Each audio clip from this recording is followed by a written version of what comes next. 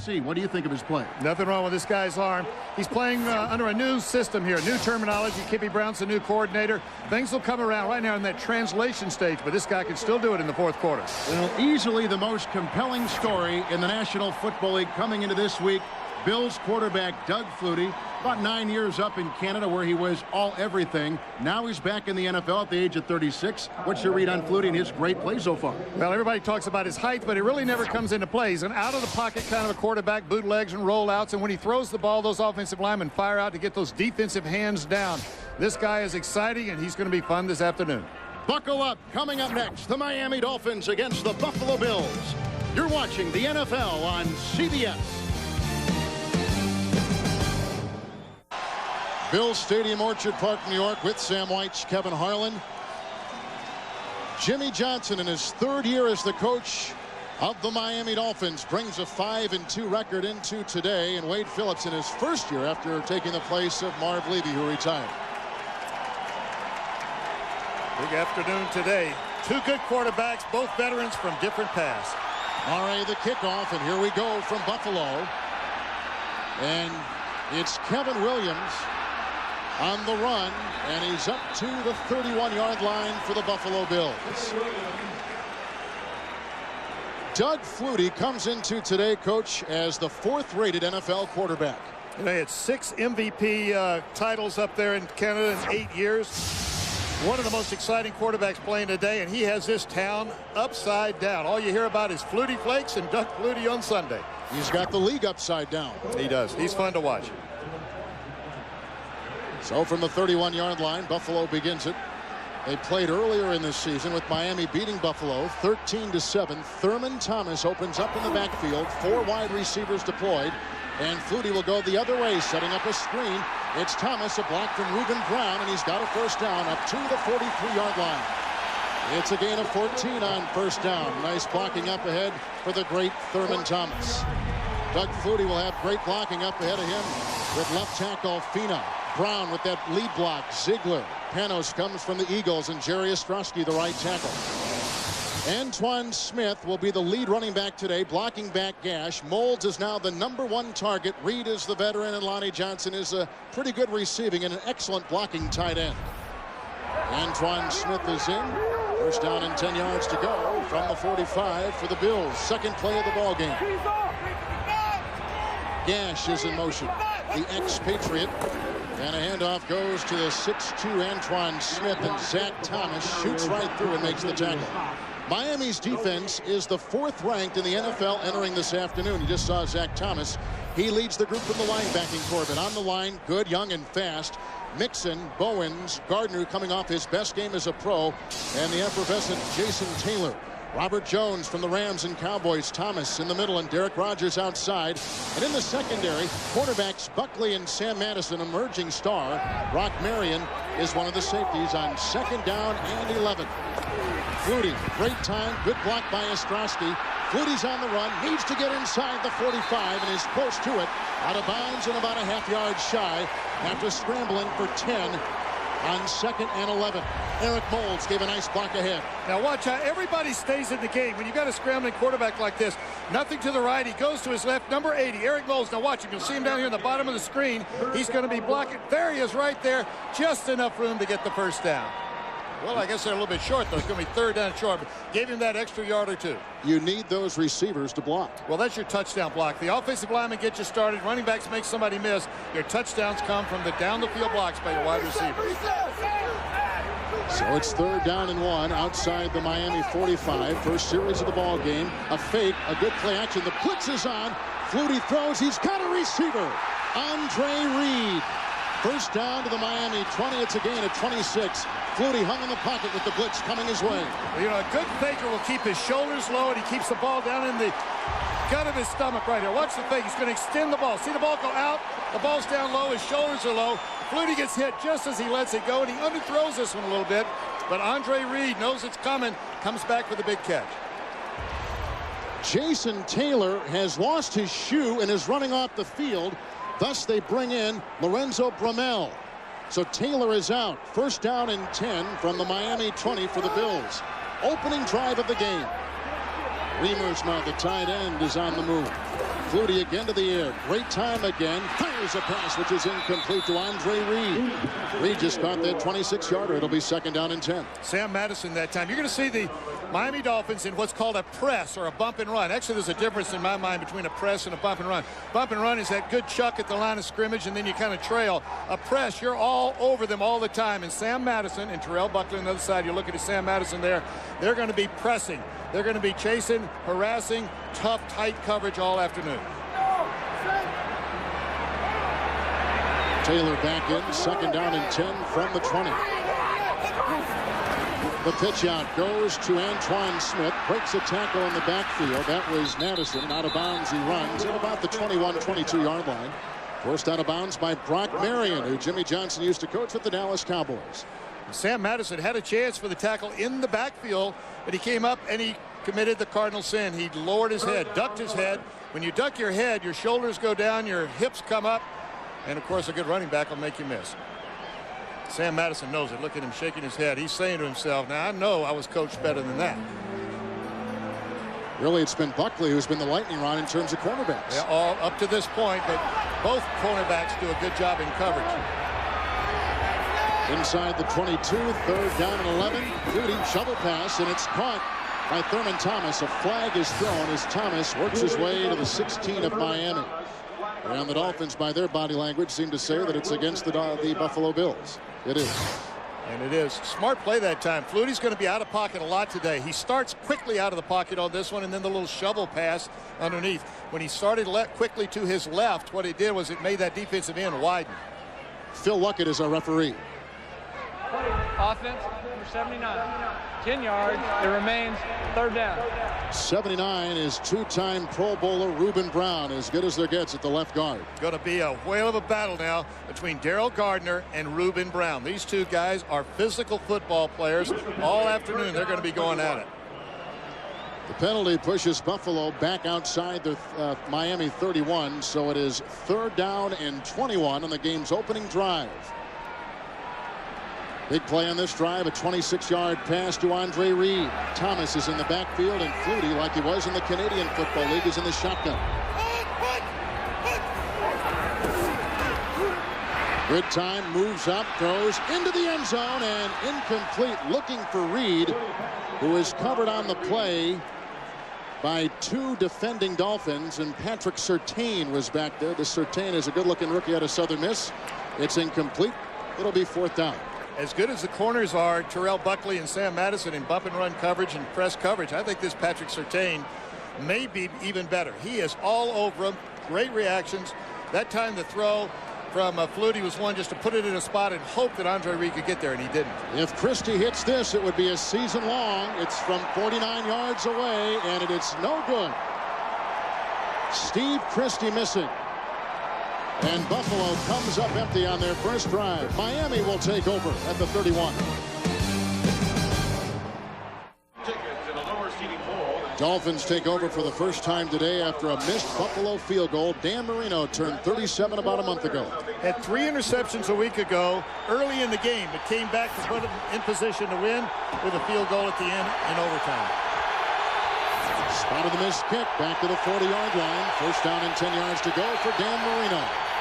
And the handoff to Kareem Abdul-Jabbar, who is drilled at the 42-yard line.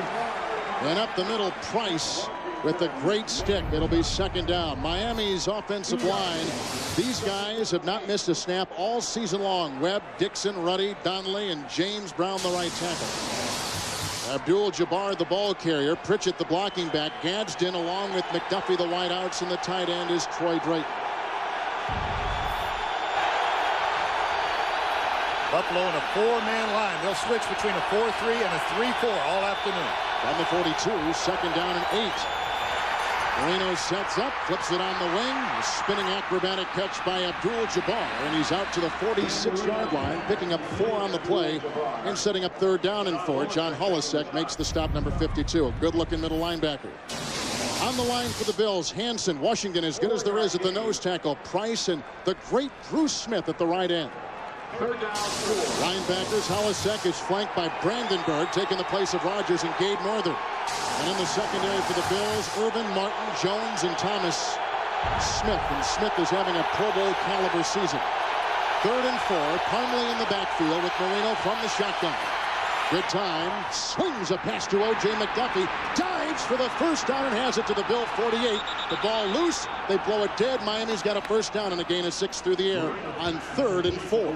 Dan Marino told us last night, he said, I love the shotgun. I don't even look at the ball. I'm not sure I even look the ball in. Because remember, a shotgun, you're catching a pass from the center. He's throwing it between his legs. He did there. O.J. McDuffie pivots and slides to the outside. Now, that's not a pattern where you're breaking out of the break. It's not a time throw. If the outside technique had taken away the outside, he would have slid back to the inside on that pattern. Miami missed their last 8 first downs last week against New England. First down and 10 yards to go from the 48. They send Pritchett, the blocking back, in motion. The pitch out to Abdul-Jabbar. The block by Webb, who bulldozes over that line of the Buffalo Bills. And a gain of 5 by the very quick Kareem Abdul-Jabbar. Abdul-Jabbar walked off the field after that last 3rd down play looking like he was limping, but the left side, Dixon and Webb, look at the solid block, just a quick pitch and then turns upfield. Now here's the key to a pitch like that. At some point you make a decision and you start going north to south. The poor runners on the pitch keep going east and west. They're going towards that sideline and never commit upfield. Kareem Abdul-Jabbar knows how to commit. And he's strong. He's a strong runner. And not only that, but he can make the first guy miss for you. 2nd down and 5. Abdul-Jabbar sent up the middle. Nice block by Dixon, 63, and Donnelly, 65. A gain of 4 on 2nd and 5. Brings up 3rd down and 1. And the Buffalo Bills defense, trying to stop the run, are pursuing very quickly. Look for the bootleg or some kind of reverse not too far down the field. That time, Bruce Smith closed down tight, as did Gabe Northern, the outside linebacker to the Miami Dolphins left side. Remember, though, it's tough for a right-handed quarterback to roll out to his left, especially Dan Marino. He's more of a pocket guy. Dolphins converted their last 3rd and 4. Now 3rd down and 1. Bernie Parmley is in the backfield. And Marino has platooned 3 wide receivers. Short drop, quick throw, dropped. Across the middle and dropped by Aronde Gadsden. A flag has been thrown. Gadsden dropped a crucial 3rd down catch last week against New England, but had a couple good catches down the stretch, and holding is the call, and it's assessed the Buffalo Bills a break for the Dolphins. Well, it is, and Dan Marino was having a heck of a time trying to get that play started. You notice it before the snap, he kept moving his feet up and down. He was trying to get somebody to go in motion, so somebody went to sleep. Prior to the pass, holding, Buffalo, 5 yards, automatic, first down. Number 20. That was against Thomas Smith. It's a 5-yard penalty, but an automatic first down when you've got a defensive hole like that. Buffalo, one of the most heavily penalized teams in the National Football League, 6th coming into this weekend. Nice balance so far. You know, Jimmy Johnson wants to run the ball, but Dan Marino, as you know, is still one of the premier passers, even at this stage of his career, and they're mixing it up beautifully so far. On the Buffalo 34, 1st and 10. Marino pump fakes, going deep and floating it outside for Horace Copeland. Activated today, a guy who's had some problems in camp and in practice, dropping the football. You coached him at Tampa Bay. I had him at Tampa Bay. He's a big, tall guy, can cover a lot of ground, but he is not a great catch. You see him come up, he never finds the ball. One thing, that wasn't because he didn't catch the ball well. That's because he didn't read the timing. He's got to make a quick move and go. That time he spent way too much time trying to freeze the cornerback, Kid Irvin. Miami drive began back at the 40. Now at the Buffalo 34. 7th play coming up. 2nd down and 10. Abdul-Jabbar slithering his way down inside the 29-yard line and perhaps picking up 5. John Holisek, who is the leading tackler for the Bills, makes the stop on Kareem Abdul-Jabbar. That time this is a running play. Now watch Marino reach. He's going to hold the ball out. See how long he holds the ball? The reason he does that is as long as the ball is exposed like that, the linebackers have to stay honest. So in a little while when he reaches out and then pulls the ball back at the last second, you've got the linebackers a little out of position. And that may be the one thing that Marino is always, or any quarterback, will always look at the linebackers. The linebackers stand between you and the reception. They're the underneath receivers. They're the intercept people. 3rd and 4. 4 wide receivers. Marino from the gun. Great block from Donnelly. Throws a first down pass, and it's caught by Lamar Thomas. A gain of 17 on 3rd and 4. And Marino, for his second time today, goes through the air and gets a first down throwing the ball. Out of the shotgun, Marino likes it. Just coming from the inside, outside to the inside. Lamar Thomas, another one of my guys in Tampa. They're all up here. Horace Copeland, Lamar Thomas. Kippy Brown was with me there, the offensive coordinator, first time this year. Terrific coach. And both these teams are very good once they get into the red zone, and that's where Miami finds himself. McDuffie at the bottom of his screen. First down and 10 from the Bills' 13. It's Abdul-Jabbar, a lead block coming from Pritchett and shut down easily by Henry Jones. No gain on the play. Second down and 10. Henry Jones is a safety. Now, you can't get a hat on everybody. Remember, both teams have 11 players. The quarterback can't block anybody, so you can't block the last safety. He comes up in quick pursuit, mainly because there's nothing deep to defend. They're inside the 15-yard line. Solid tackle there, though. That was shoulder pad, hips down, bend at the knees, not at the waist. Good tacklers will bend at the knees. When you bend at the waist, you lose your balance. Your center of gravity shifts. When you bend at the knees, you have that uncoil into the tackle. First time the Dolphins have had it all day after a missed field goal by Buffalo. 10th play of the drive, second down and 10. And he throws it outside. Abdul-Jabbar, a foot race with the rookie linebacker Howard. Out of bounds goes Abdul-Jabbar at about the 7-yard line, picking up 5 and setting up 3rd down and 5. Dan Marino still has everything experience brings. Watch him look down the field, eyes down the field. Last second, not there. Quick, out to the outside. No wasted motion, no indecision. As soon as his receiver down the field, his primary receiver's not there, he goes off to his alternate. Marino's been hot on this drive. 4 out of 5 completions. And when you're moving the ball like that, you don't mind running every now and then because you know you can come back and get that completion throwing the football. Bills' defense has been great in the first quarter this year. It's 3rd down and 5. Parmley in the backfield. Marino from the gun. With time, throws. Short of the first down pass caught by Lamar Thomas. He authored a 17-yard catch earlier. A flag is down on the play. And they give his forward progress just outside the Buffalo 5-yard line. And it's going to go against Miami, I believe. The illegal procedure. Somebody must have moved. Would have been an interesting decision for Jimmy Johnson on 4th and 1. Prior to the snap, false start, offense, number 76. 5 yards, it remains 3rd down. 76 is right tackle James Brown. Both these teams very good in the red zone. 66% for Miami. 10 trips down or 15 trips into the red zone. They've scored 10 touchdowns. Buffalo even better at almost 74%.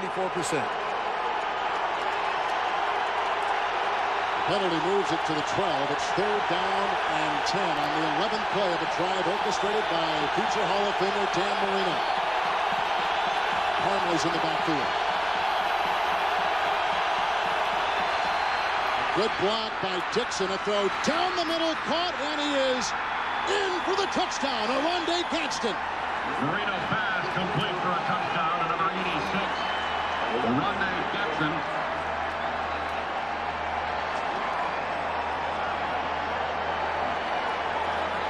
A 12-yard touchdown pass. Miami on their first possession up. And another touchdown. That makes them 11 for 16 going in. Quick throw. Marino looks to the right. Nothing there. His alternate receiver, Oronde Gadsden. In August of this year, he was playing indoor in arena football. And here he is scoring the opening touchdown of one of the biggest games between 2 contenders this week. Mare's extra point is in. A good-looking drive engineered by quarterback Dan Marino. His 9th touchdown pass of the season. He puts the Dolphins up by 7. Back at Bill Stadium, Miami scores their first quarter touchdown in 10 games. And now we'll kick off, and here's Mare from the 30. And deep back, they've got Moulds and Kevin Williams. And Sam Gash lassos this at the 15 with one hand, and then sledgehammers his way up to the 30-yard line where he'll be taken down. And tackled by Walker. Doug Flutie trails 7-0.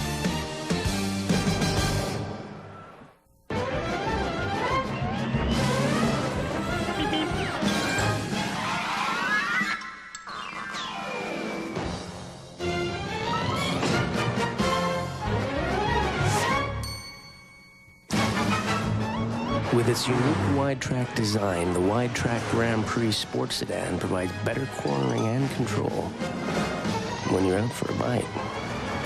The wide-track Grand Prix by Pontiac. Wider is better. Back at Bill's Stadium, Orchard Park, New York, with Sam Wyche, Kevin Harlan. Miami on top with the touchdown pass at 12 yards from Dan Marino to Oronde Gadsden. This will be the second possession for Doug Flutie. He took his team deep in Miami territory the first time the Bills had it today. Good try. Fun game when the offense is moving. Defensive battles aren't as much fun for, the casual spectator like yourself. On the 31. First down and 10. Here comes Antoine Smith trying to carve something up the middle and picks up 2, setting up second down and 8. And in the middle there was Darrell Gardner. Miami drove 11 plays, 60 yards.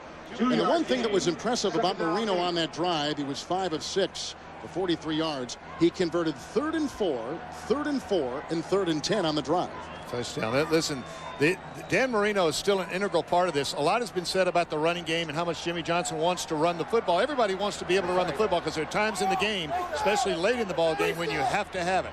Marino also hit 4 different receivers. Second down and 8.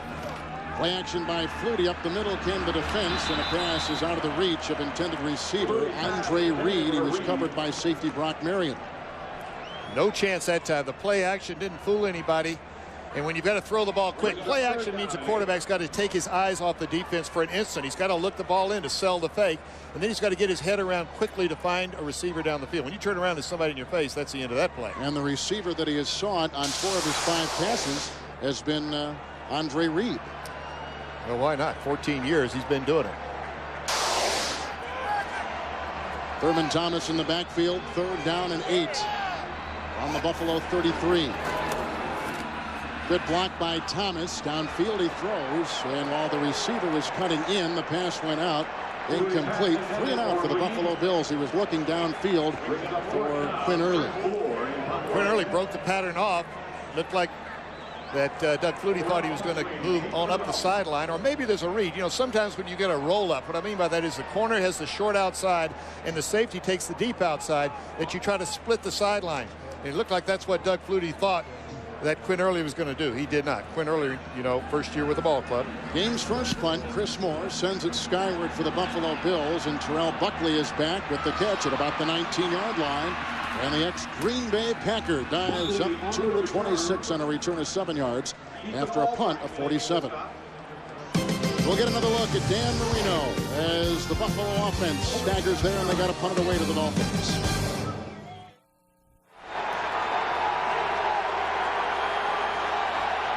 Still in the first quarter, Dolphins on top 7-0 on a Marino touchdown pass. Second Miami possession here from the 26-yard line. 1st and 10.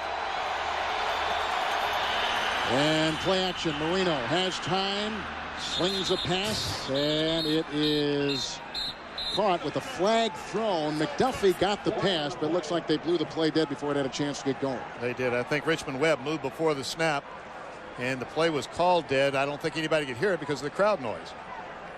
It is loud. Prior to the snap, false start, offense, number 84. 5 yards to remain, 1st down. That's the second offensive line penalty on the Dolphins in the first quarter. The first on the tight end, Troy Drayton. Well, when the crowd noise gets loud, you try to anticipate the rhythm of the snap count. I used to tell my quarterbacks, when he gets like this, try to early in the game go in the same snap count for a while so they know he's coming. At least we don't make that mistake. 1st and 15 from the 21. Abdul-Jabbar breaking a tackle. Great block by McDuffie, and up there goes Kareem Abdul-Jabbar to the 34. Tackled by outside linebacker Gabe Northern. On 1st and 15, it's a gain of 12 yards by Abdul-Jabbar. And you notice this time the Buffalo Bills are in their 3-4 defense. Running outside. Good block outside by the wide receiver. Just keeps on blocking. That was O.J. McDuffie.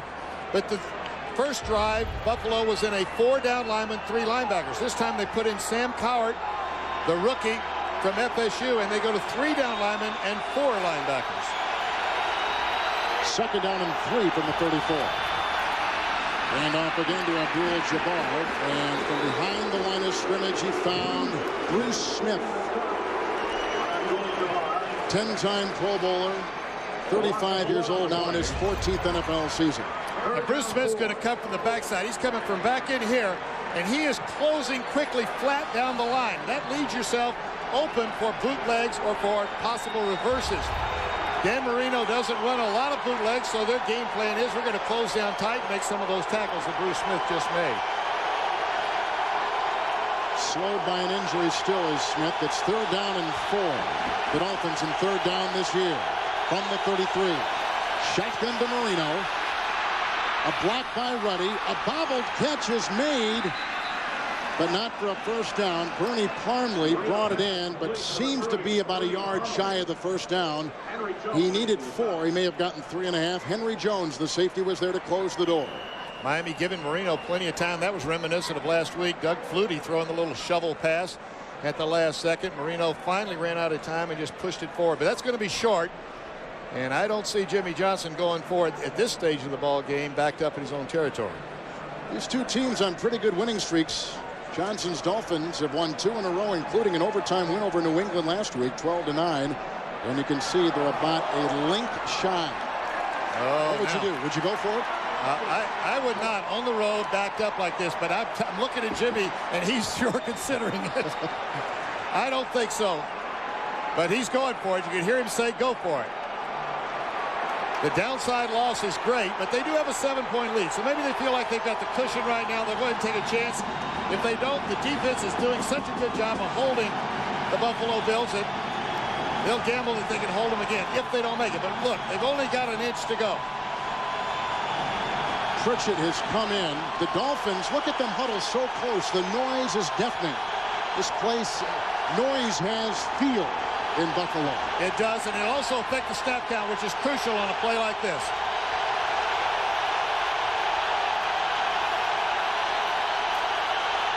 It's Abdul-Jabbar stuck in the backfield. Gabe Northern. The gamble didn't pay off. And Buffalo has it at the Miami 34. Penetration. The defensive line just sold out, came hard up the field right there. And Gabe Northern coming in from the backside, number 99. They couldn't put a hat on everybody. Offensively, the Dolphins could not. And that's the downside. When I said the downside loss is great, they're going to experience it now. Dolphins can't convert Sam Wyche on 4th and inches from their own 34. Buffalo gets it back. Well, I think Jimmy Johnson was saying, look, we've only given up a little over 11 points a ball game. We lead the NFL in that category.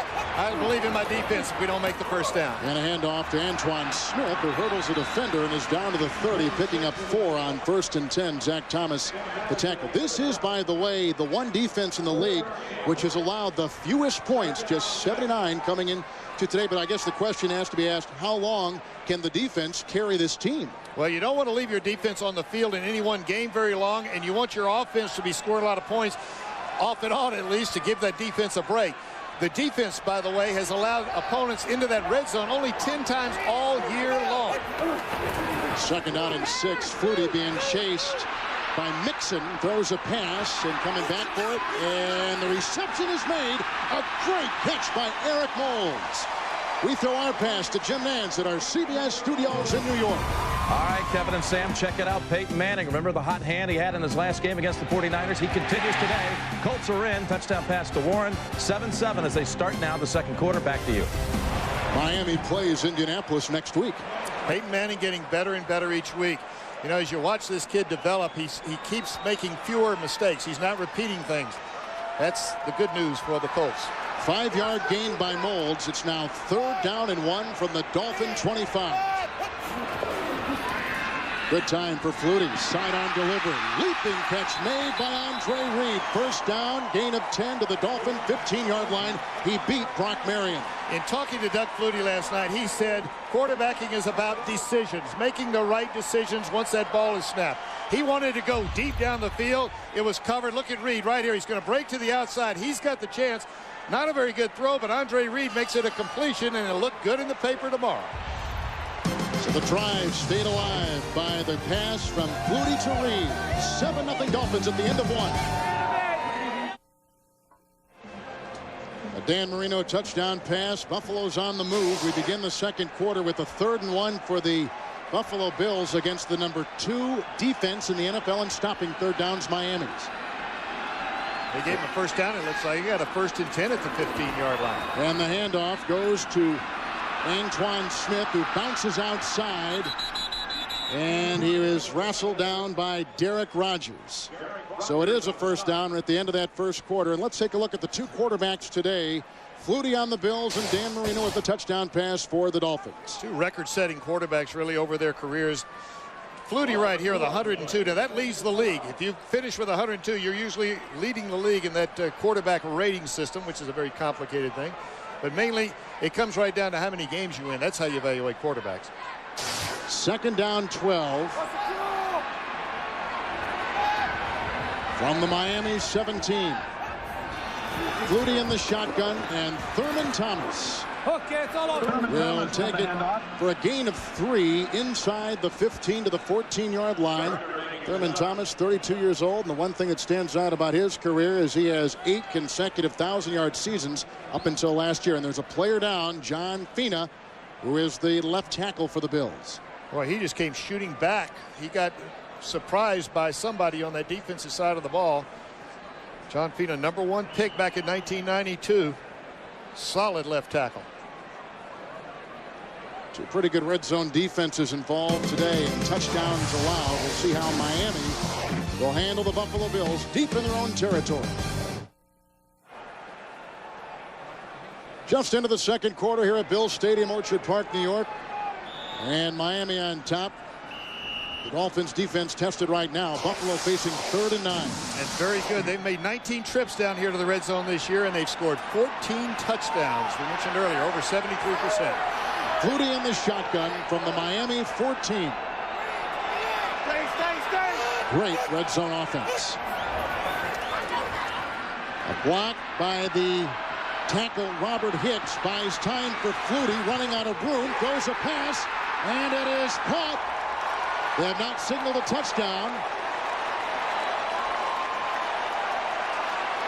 And the 2 officials meeting right there to decide if it's in or not. The catch was made by Andre Reed down shy of the goal line. All 3 catches by Reed today have been made on 3rd down. That one good for 13, but not into the end zone. 1st and goal, Buffalo. Let me tell you something. Doug Flutie is electric. He goes, he's looking and he's going to roll to his right. Now, when you go to your right, every quarterback coach, Turk Schoenert is his coach, says never throw back to the middle when you roll to the right. Look at him. Throws back to the middle and gets away with it to the 1-inch line. And Doug Flutie, not only is he electric after the ball snap, he's electric after the whistle blows, too. So now the 7th play of the drive. Smith is in the backfield. Gash is the lead back, and that's how far they got to go on 1st and goal. Riemersma, the tight end, is moving. Fake handoff. Flutie to the end zone. Touchdown, Riemersma.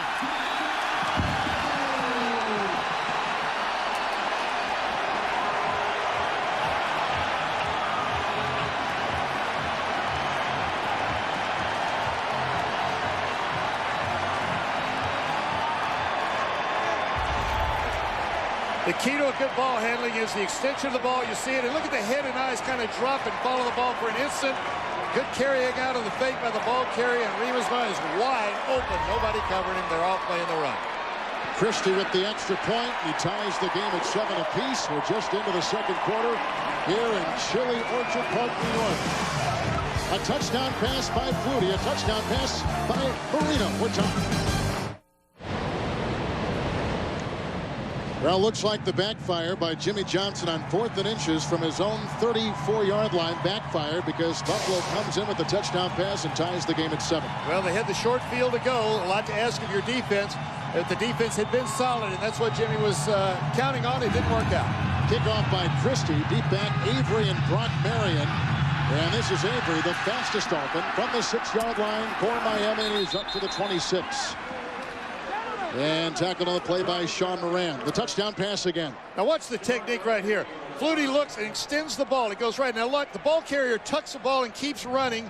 The shoulders are down. Flutie's shoulders are down. His head follows the ball for just a count. Riemersma, you can see it right there, but he hits for just an instant and then just slides away. Lets the defender think that he just beat Jay Riemersma on the block, and instead he's wide open for the touchdown.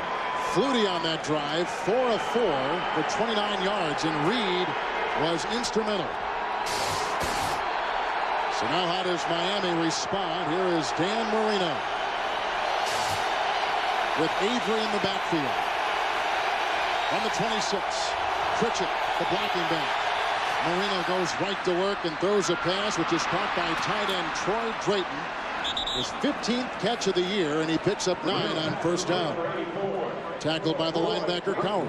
Coming up in the NASDAQ halftime report, join Jim Nance, Marcus Allen, Brent Jones, and George Seifert. You'll have all the scores and highlights. Plus, look at how some NFL players made Halloween special for a bunch of kids. All coming up on the NASDAQ halftime report. Hope you got a chance to watch Lawrence Taylor and Jim Nance talking in the pregame show. Very interesting. Very interesting. Second down and 1. And Avery, the rookie out of Mississippi in their first-round draft choice, tries to go ahead and comes near a first down, but appears again to be just shy. Avery Johnson told us last night the fastest Dolphin. There was a lot of thought that maybe Jimmy would try to trade up and look for a wide receiver, but this is a team based now on the run after changing their offense, and so they went with the running back, a very quick kid, a good kick returner too, and Avery out of Mississippi. Well, that's the other thing. He's a good kickoff return man, and he is very good in open space. He'll be trying to get him the ball in open space. You know, Jimmy told us yesterday too that he does not trade up very often. Probably 3 or 4 trade downs during the draft to get extra picks to every one that he trades up. They give him the first down at the 36. And Marino has to burn one of his timeouts. He saw something he didn't like, and he'll go over and talk with Jimmy Johnson. The Dolphins take a lot of time in the huddle. They spend enough time where they can't adjust at the line if they get late. Timeout Miami. Dan Marino saw the 20. Actually, it was a 40-second clock ticking down a moment ago. He's standing under center, and as he glances up, you see it high in the stands right there. He can tell how much time he has. Remember, there's 40 seconds between each play. After a timeout or something, they have a 25-second clock. But the quarterback knows if he runs out of time, just call timeout. Don't waste a play. So 2 timeouts remaining for Miami. It is a first down for the Dolphins, and they've got it at the 37-yard line. Marino is 7 of 8 so far, throwing the ball. He misses a second pass. No one was there. It's incomplete. A receiver, Rondé Gadsden, had gone up. Bruce Smith held out his calling card coming up the middle. Bruce Smith tries to come outside. He's getting pushed by. Dan Marino feels that the time has run out on him. That time it's Sam Coward looked like coming in there, the linebacker in the 3-4 defense. He just threw the ball out to the outside. There was no receiver. Legitimate complaint by the Buffalo Bills that time. Marino had hit his last 5 passes until that miss. Better to throw an incomplete than take a sack. Second down and 10. We're tied at 7 early in the second quarter. The handoff goes to the elusive John Avery. And Avery picks up 4 yards. That'll set up 3rd down and 6, and the tackle made by Phil Hansen on the defensive line. As you take a look at Doug Flutie. This time it's that stretch play to the left side. Now watch how far he reaches. What it does is it spreads the defense left and right. And then the holes open up. They're not really, the offensive line is not trying to push the defensive line backwards. They're just trying to separate them with the stretch of the running back that he can cut back or cut straight up the field. It's quite a lunge by the quarterback, too. He's got to keep running. He can't take a step or 2 and stop. 3rd and 6, 5 receivers. Marino being chased by Smith. Hit by Smith. The pass is caught downfield. Great catch by Gadsden. He's at the 31 of Buffalo and a first down and a pickup of 29. A scrambling Dan Marino hits Gadsden. And I bet you that Dan Marino could feel Bruce Smith coming from the backside. He's coming up now. He's to Dan Marino's backside. Dan is scrolling to his right. 2 good friends. They've both been in the league a long time. They are frequently together on charity events. And I guarantee, and Dan told us last night he hadn't spoken to him because they're playing. That's probably the first conversation they'd had. So on 3rd and 6, a gain of 29, and Gadsden with 2 big catches for 41 yards, taking a breather from the Buffalo 30. Avery tackled behind the line of scrimmage, and he's brought down by Hansen. A loss of 3. The NFL comes alive on CBS Sportsline. Check out the game plan feature for in-depth team reports, roster moves, and coaches' decisions on your favorite team at cbs.sportsline.com.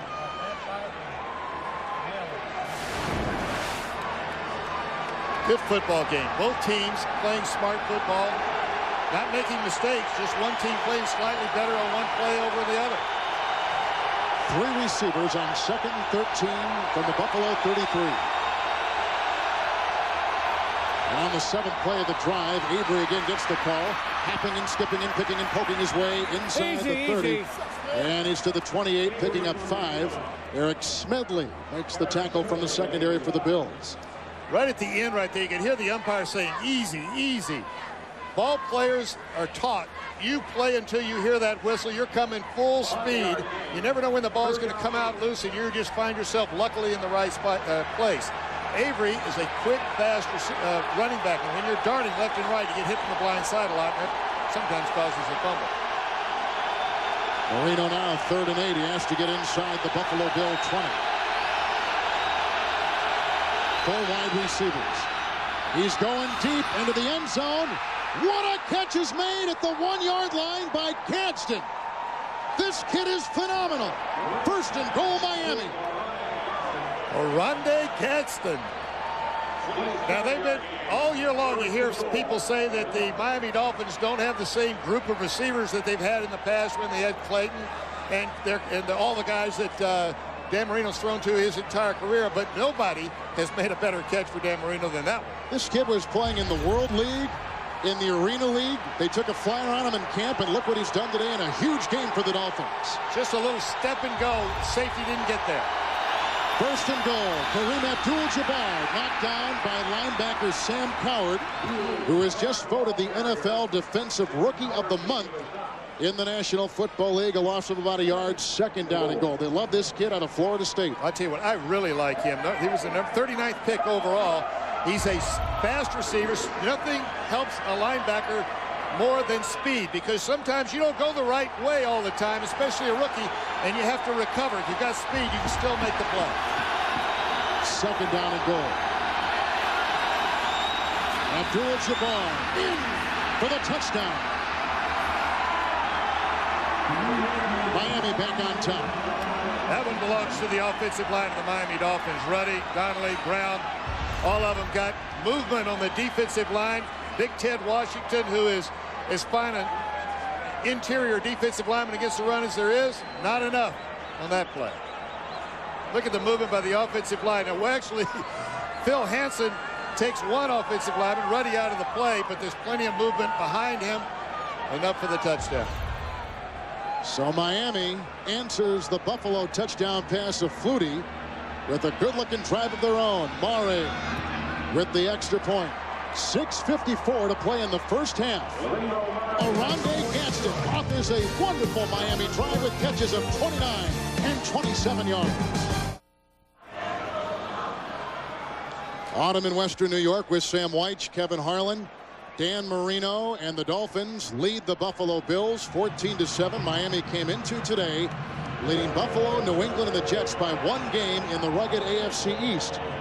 Following a 1-yard touchdown run by Kareem Abdul-Jabbar and a great-looking drive by Gadsden with a couple 3rd down receptions. It's the kickoff, and Kevin Williams inside the 15, racing to the sideline and knocked out of bounds nicely by the Dolphins' Brian Walker. So Flutie and Buffalo will get it back. Monday on CBS, more and more people are discovering why everybody loves Raymond, the funniest show on television.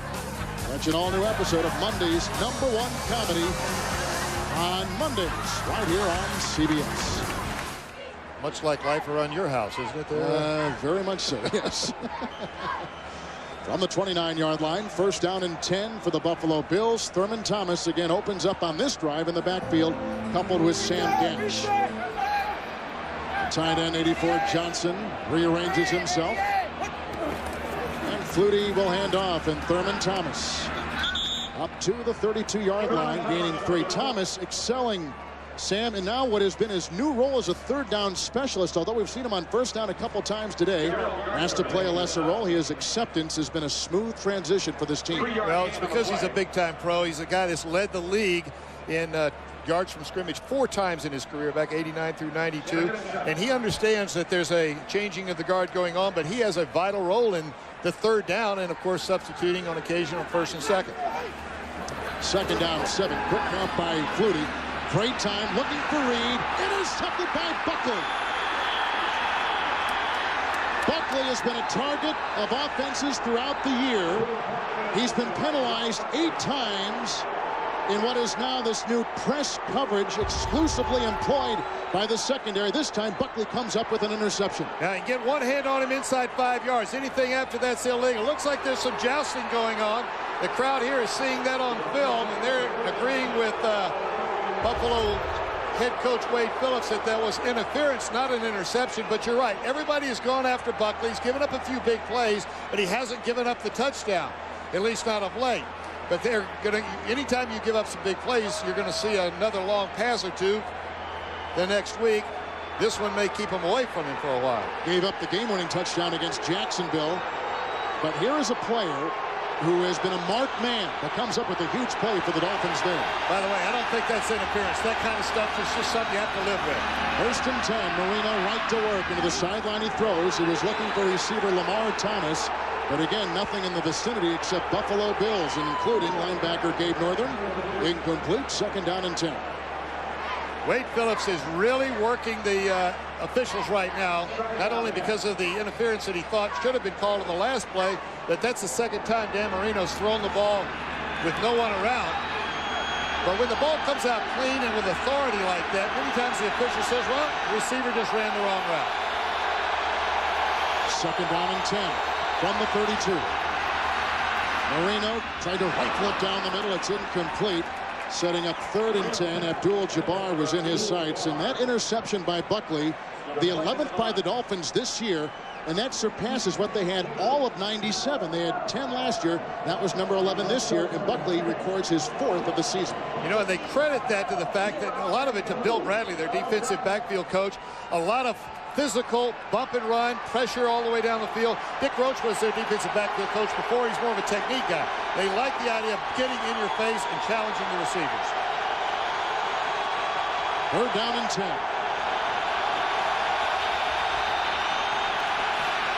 Good time by Marino. Hanson's got him, and he's finished up by Smith.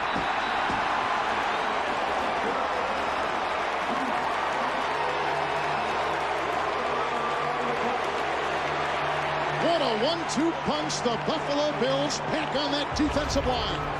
Here's Bruce Smith coming up on a little move to the inside along with Hanson. You see Hanson right there gets the first grab. Here comes Bruce Smith to finish him off. No way to throw that ball away that time. Had Dan Marino tried to throw it away, there'd been a penalty from that point back. Miami's first punt today, Wilmsmeyer. Bad-looking punt. Bouncing at about the 46 and then out of bounds near the 44. So the Dolphins can't cash in on the Buckley interception of Flutie. It's a 35-yard punt by Klaus Wilmsmeyer, who is still in search of a more consistent hang time. Monday on CBS, it's Ted Danson like you've never seen him before. He's outspoken, not so politically correct doctor who's not afraid to speak his mind. Don't miss the premiere of Monday night's newest comedy, Becker, tomorrow night, right here on CBS. That's your kind of humor, isn't it, Kevin? Oh, your humor is my kind of humor. Well, that's my kind of humor right there. I love Ted Danson. This game kind of goes back to one of the pivotal plays in the game where Buffalo gained some momentum. That was a 4th and 1 gamble by Johnson, but the Dolphins have covered it up. Yet that will, I think, be rehashed many times in Miami. Depends on the outcome of this ball game. It certainly is a key play to this point. From the 44, 1st and 10 for Flutie. A throw down the middle. It's caught near midfield. And the grab is made by tight end Lonnie Johnson. We're still seeing at the left tackle Robert Hicks. John Fina is still out. A stretched muscle. We don't know of his return. Well, you saw something right there you don't see very often, and that is a quarterback that is considered small, and he is small. But watch right here. Here he is. He's going to drop back, and instead of coming over the top, watch, he's going to drop and throw a sidearm pass. But look at the lane. You see the little throwing lane that was there? That's the knack that a quarterback has. When you're not able to see over people, you slide till you can see around them. Second down, long 3, inside Miami territory. Antoine Smith sent chugging up the middle and can only carve out 2 yards. So it'll be third down. This Robert Hicks, who is a rookie and taking the place of the veteran Fina, is 6'7", 345 pounds. He was so big in training camp, they had to sit him down to measure his helmet. to measure his helmet. He's too big. So his helmet is in other words, gigantic. Well, they could have stood on a chair. They didn't have to make the guy sit down like that and humiliate him. He's a rookie, and he's big. He's big, and I like to refer to him as Mr. Hicks. Thank you, sir. He gets on the scale, and it says, come back when you're alone. Third down and 1. Flutie out of the pocket, being chased, and throws a pass, which is caught at the 39-yard line by Eric Moles. He's the leading receiver, but today he's been only a secondary consideration for Flutie, who's gone to Reed most of the time. Well, he went to him 5 times last week. A little shove right there, and he's coming back. The ball's going to be thrown low. The key to a low throw like that is keep your elbows in, as you saw Eric Moles do right there. That way, when the ball scoops up, it flows back up into your chest, and your elbows keep it from touching back down on the turf. Moles, a couple rocky years, but this year he has blossomed in full flower. Former #1 pick. First down and 10 from inside the Miami 40. Play action to Smith. There goes Flutie leaping and throwing, and it's Sam Gash, who is drilled by Johnson, stays on his feet, and works to the 30, make it the 23-yard line. Zach Thomas, the tackle. A flag is down after the gain of 17. Flag was thrown early, which means Buffalo. Somebody moved early. Takes away an exciting play, but you could just listen to the reaction of the crowd. That's why Doug Flutie has turned this city on its ear. The little jump pass, and then, of course, Sam Gash making the tremendous run after the catch. The ex-Nittany Lion. On the offense, number 77 was in the end of the line and did not report as eligible. 5-yard penalty, first down. That's a rookie, Robert Hicks, that big kid we were talking about out of Mississippi State. Well, he gets blamed for it, but it wasn't his fault. The wide receiver was off the ball. Therefore, number 77, an ineligible number, is the last man on the line of scrimmage, so he's penalized. But he really didn't make the mistake. It was Eric Moles who didn't step up to the line. He's got to cover the tackle. In other words, he's got to be the last guy on the line of scrimmage. And if not, you have to have 7 people up. You didn't have but 6. It's illegal procedure. That's the third penalty on the Buffalo Bills. Dolphins with 2. It's now 1st and 15 for Flutie inside the Miami 45. He's got good time. Here comes the rush, and it's put on him by Bromell, and downfield he throws, incomplete. They love this kid, Lorenzo Bromell, who is a rookie 4th-round pick out of Clemson. They moved up 10 slots in the draft to get him, and at 6'6", he's got some wheels.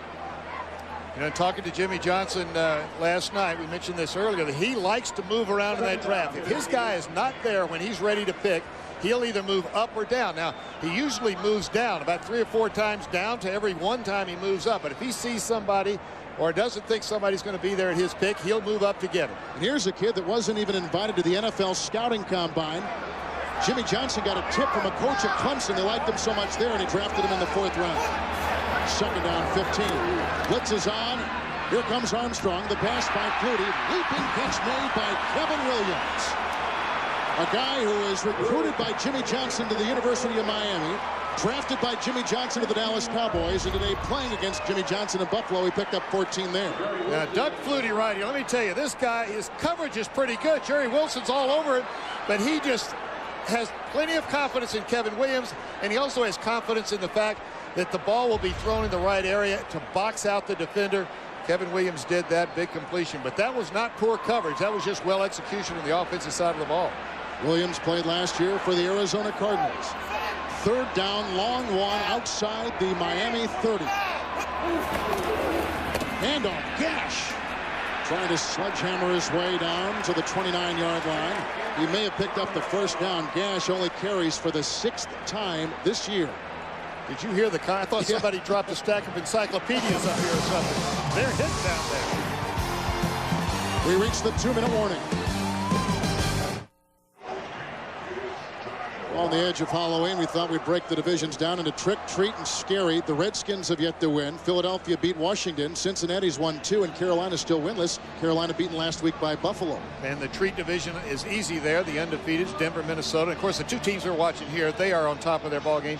And scary, let me tell you, any of these teams right here, playing them right now, you've got a chance to get whipped. They're playing good football. Chicago's won 3 of 4. The Jets have had a couple of huge wins. Today they are in Kansas City. The Jets trail first place Miami, as does Buffalo, and as does New England, by 1 game in the AFC Eastern Division. Chicago really with some heartbreaking losses. That team is playing much better. And here, look right up in here. We can see the Flutie flakes. These things are the hottest thing. They're only being sold in Buffalo and in Boston. Only 1 to a customer because they're in such demand. And it's basically cereal. The money, of course, going to charity, the Autistic Society, to raise money for research. 1st and 10.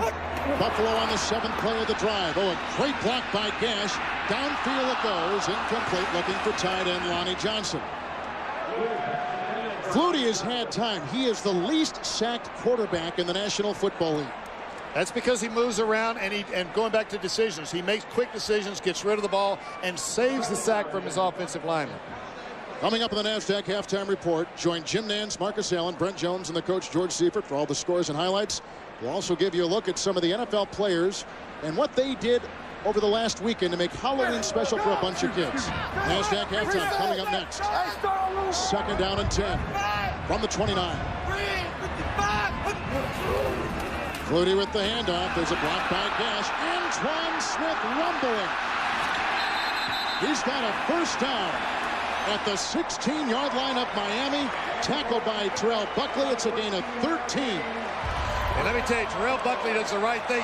Terrell Buckley weighs 180 pounds. Sam Gash, I'm guessing, weighs somewhere in that 250 range, right at the end. He's going to go high.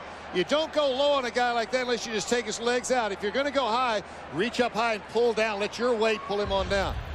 That's a big body to pull down. 6'2", 224. Buffalo's got all 3 timeouts, yet they let the clock run here.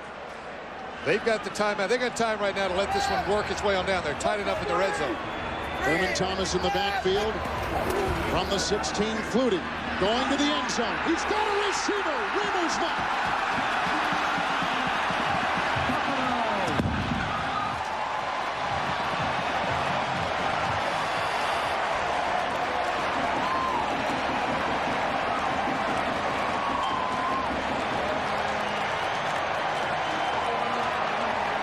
his 2nd touchdown catch today from Flutie.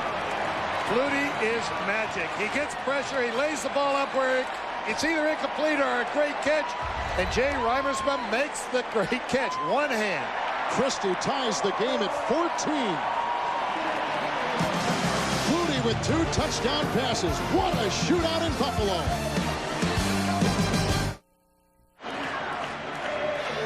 Well, we came out and told you this would be one of the best games, not only in the AFC, but in the NFL today, and it's living up to its reputation. A couple of old gunslingers, 36-year-old Doug Flutie, and on the other side, 37-year-old Dan Marino. What a great game. We're tied at 14 with 1:02 to play in the first half. And what's fun to watch here is these are good plays being made by both sides of the ball. It's not sloppy plays, not mistakes, not due to injuries, any of that. 2 top football teams playing as well as they played all year. That time, Doug Flutie dropped back. There was quick pressure from a very quick Miami Dolphin defense. It's been averaging, giving up only 11.3 points a ball game. Here in the first half, they've already given up 14. He let the ball go in one spot. He just threw it to an area there. And then Jay Reimersma made the great catch with one hand. Christie will kick off. What a great, we're in Western New York where it's a perfect fall day. 2 excellent teams. Wonderful quarterbacks. Avery inside the 5. A block by Pritchett. A block by Marion. And there he goes. The rookie Avery up by the 40 to the 43. A 40-yard return tackled by Gabe Northern. You know when you've got a good football game is when you watch things going on away from the football. The ball players that are blocking on the backside, seeing who's watching to see if they can get in front of John Avery in that case to make a big block down the field. And of course Avery the elusive he is. Jimmy Johnson said, we asked him who the fastest guy was. He said Avery. He said, who's the quickest? Avery. No hesitation. None. This is the best beginning field position for the Dolphins today. They're working with 2 timeouts, and they're at their own 43, and Marino will shift into the gun. With time outside, throwing to Bernie Parmalee. And he's upended at the 47-yard line and tackled on the play by linebacker Marlo Perry and cornerback Thomas Smith. NASDAQ halftime on deck. Jim Nance, Marcus Allen, Brent Jones, George Seifert with scores and highlights from today. The NASDAQ halftime next. 2nd down and 5. It's a handoff.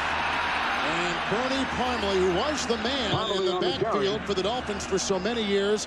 They tried to put Jarvis McPhail back there, Irving Spikes, and now they finally have Kareem Abdul-Jabbar getting the majority of the carries for Coach Jimmy Johnson. Timeout, Miami. 24 seconds to play in the first half. We're tied at 14. Flutie 2 touchdown passes. Marino with the touchdown pass. Marino's got it inside the 49 of the Buffalo Bills. 1 timeout left. He's got to be conscious of that now. That means you work the outside. First they've got to do is make this first down on 3rd and a yard and a half. Gadsden at the bottom of your screen. Marino fires a pass, ricochets off the palms of wide receiver O.J. McDuffie, his leading receiver, and a guy that Marino has been throwing to for the last 6 years. Just a little bit high. Dan had to put it there. Couldn't afford any chance of a turnover here in a tight ball game with just 20 seconds left. Now it's 4th down with a couple to go, and no gambling here by Jimmy Johnson like we saw earlier in the first half on 4th and inches. He couldn't give it, and then he had to give it up on his own 34. Well, he took his chances, backed up on the road early in the ball game, something I wouldn't have done. But he had confidence that, his team could make it. If they didn't, that the defense would stop him. But the Bills were up to it. They scored the touchdown off that turnover. Wilmsmeyer with another punt. His 2nd straight after the 2nd consecutive 3-and-out. Kevin Williams with the fair catch. 26-yard punt by Klaus Wilmsmeyer, who sat out last year after playing a couple years with New Orleans and a couple years with San Francisco. Well, this Tuesday on Jam, a Marine kills a terrorist prisoner. Was it a lone gunman or part of a conspiracy? Don't miss Jam, an all-new episode, Tuesdays on CBS. You saw 2 dogs fighting up in the sky. Dog fights and action. That's what you get. Good show.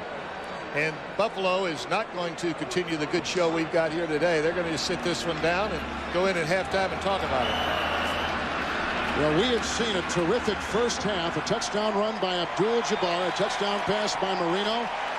Buffalo has gotten 2 touchdown passes to their tight end Jay Remersma, and we're tied at 14 apiece at halftime. Jimmy Johnson came into this weekend leading the AFC East by a single game over Buffalo, New England, and the New York Jets, having won 2 consecutive games. And Wade Phillips brought his Buffalo Bills in, having won 4 consecutive games with the #1 team in the giveaway takeaway. But there's been an interception in the first half already. Flutie throwing a pick to Terrell Buckner. You know, as we look at the standings right here, we talked to both teams last night. You get a feeling about the confidence that the players have for the next day's game. Both teams felt like they were going to win, and both teams, of course, coming in with good records. If Buffalo wins this ball game, they'll be tied for first in the AFC East standings with Miami. No worse than that. But this is 2 football teams now that both believe, A, in their quarterbacks, B, in the systems that they've got going, and really and truly 2 of the better football teams at this stage of the season playing in the National Football League. And remember, coming in, Miami's defense had truly been the story. They had not allowed a touchdown in 2 games, 8 quarters coming into today. But Buffalo has changed everything with Doug Flutie, the $250,000 quarterback compared with the $25 million quarterback Rob Johnson.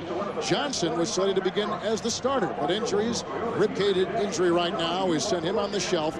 Flutie has come in and led this team to 2 consecutive wins. So, you know, when they first signed Flutie, he thought he would have a chance to compete for the starting job. And then after they signed Johnson, still thought he would have a chance to compete. But after that first minicamp, he saw that Johnson was going to be the guy. And now he's saying to us, when Johnson's healthy, he'll be the guy again. Stay tuned for the NASDAQ halftime. Coming up in a few moments as Miami and Buffalo are tied at 14 apiece. Bills coming off a 30-14 win last Sunday night against Carolina. It was a career game for Flutie. And Miami beating New England in overtime 12-9. Here at halftime, we're tied at 14. The NASDAQ halftime report up next after this message and a word from your local CBS station. Hi, everybody. Welcome back to our CBS Broadcast Center in New York. The NASDAQ halftime report. Jim Nantz with you. And at the half, got a couple of audiences in here right now. Miami and Buffalo. This is a thrilling game. Flutie with 2 touchdown passes, and the game is tied 14-all. Now, also right now, we've got the Pittsburgh and Tennessee audience, but let's first talk about this Miami game, 14-all here, Coach. The thing that's pretty exciting is to watch Doug Flutie moving the team up and down the field. And the other exciting thing is, gosh, Miami scored 14 points in the first half. They've scored 2 touchdowns. Actually throwing the ball. Rondé Godson. He's so excited from the Arena Football League, he didn't have to run down on the kickoff. And this comes after Marcus burned him in the NFL today, okay? Let's show you what else is happening in the NFL today. Right now, the scores. The Broncos, how about this, folks? A shocker.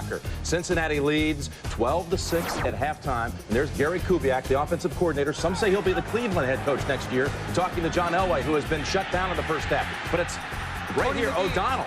Tony McGee going down one-on-one with Bill Romanowski. That's a mismatch. He's got a little bit better speed than Romanowski. Corey Dillon had over 80 yards rushing in the first half, but coughs it up inside the 5. Coslett was furious, and rightfully so, but his team would come back and take the lead in the final minute of the first half. O'Donnell to Gibson. They missed the extra point, but huge underdogs today, but leading. Remember the last time they were at home, they beat Pittsburgh. So Cincinnati and a shocker at this point. Elsewhere, New England and the Colts, and Manning looked very strong in that first half, but so did Bledsoe. Pete Carroll's team, he's got to get this team going after back-to-back losses. It's Bledsoe to Ben Coates for a touchdown. Great play fake there to Robert Edwards. It sets up that pass, and then we come back right with the Colts doing the same thing. Manning throwing to his back out on a play pass. And Robert Edwards, the rookie from Georgia, in the end zone, it seems like every week. That's a good game out there in Indianapolis, and a lead there for the Patriots at halftime. All right, Minnesota in trouble today, perhaps. Tampa's undefeated at home, and Warwick Dunn has rushed for 80 yards on 8 carries in that first half. Arizona, well, taking advantage of the Lions' Charlie Batch 3 interceptions. Jacksonville, 42 points first half. That's the highest total in the league this season. Oilers over the Steelers, and Eddie George, when he runs free, it frees up McNair as well. And there you see the 2 touchdown passes and the lead. Giants, well, they beat the Redskins week 1, but today it's Washington in front. Trent Green, a touchdown run, touchdown pass as well. Rams, look at these numbers. Falcons, 251 yards rushing, or total yards in the first half. Rams only 54. And the Panthers, well, they're not facing their old teammate Kerry Collins to this point. Billy Joe Tolliver started for the Saints at quarterback. He was picked off, and it was returned for a touchdown by Eric Davis. And perhaps Carolina will get its first win of the season. All right. We'll be back with more on the NASDAQ halftime report in just a moment.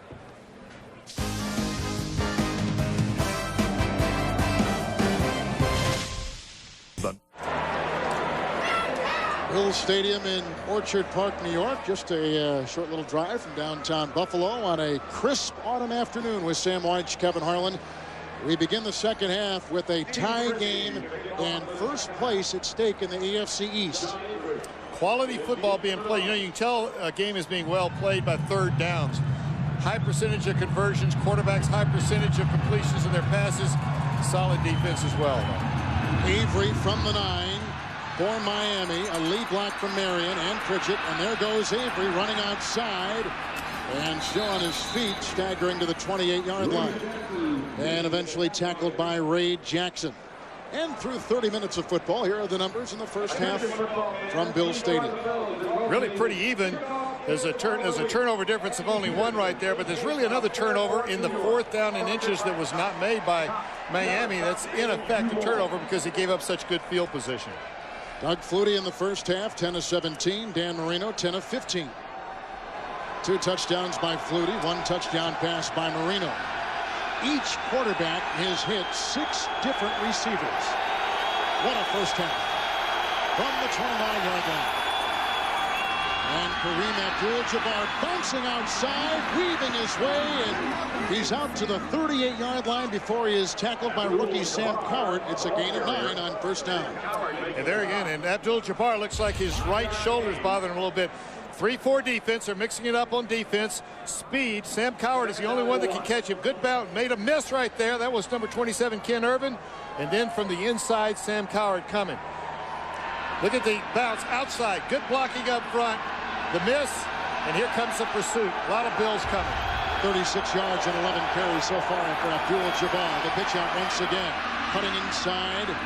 Got a block from Donnelly and picks up a quick 5 and a first down. Phil Hansen makes the tackle for the Bills.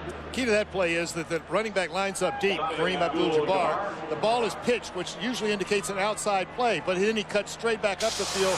The blocking's designed to come back up, straight ahead, maybe even cut back. It's almost like a handoff. 41 yards for Abdul-Jabbar so far today. The former Sharman Shaw, who is a legend high school player in Los Angeles, went to UCLA and was a third-round pick 3 years ago. It is a first down from the 42. Marino with the block from Dixon and throws a pass up to the 47-yard line for a gain of 4 to tight end Troy Drayton. I expected really to see more of the tight end. We've seen a good bit of it right here, but this press on outside, when I say press, tight bump and run coverage by the corners on all the wide receivers.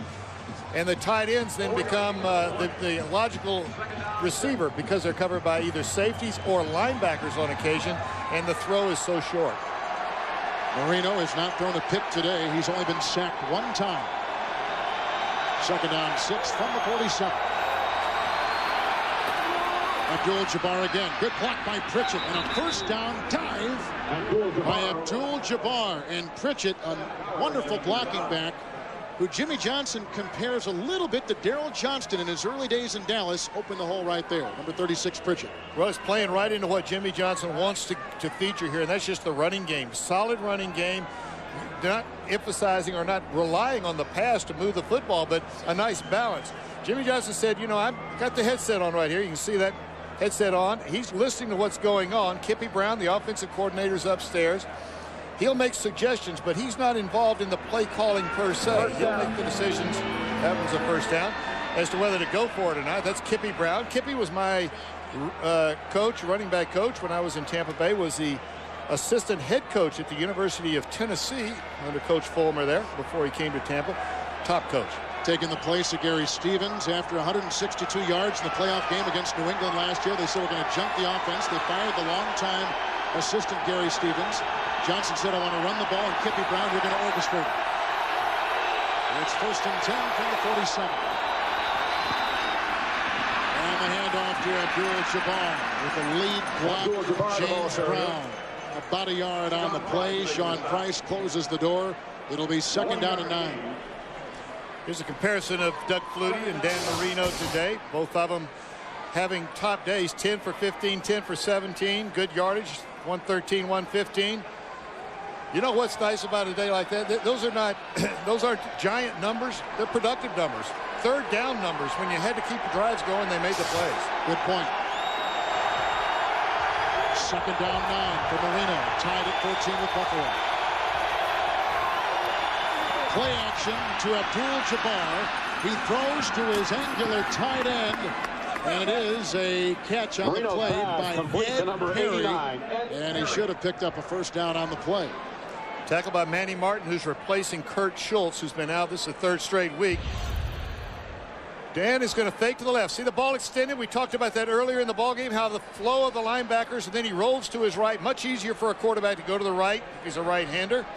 And then Manny Martin coming from the inside to make the tackle. The spot wasn't to Miami's liking, so it is short by about a yard. We'll call it third down and 1 on the 7th play of the Miami drive.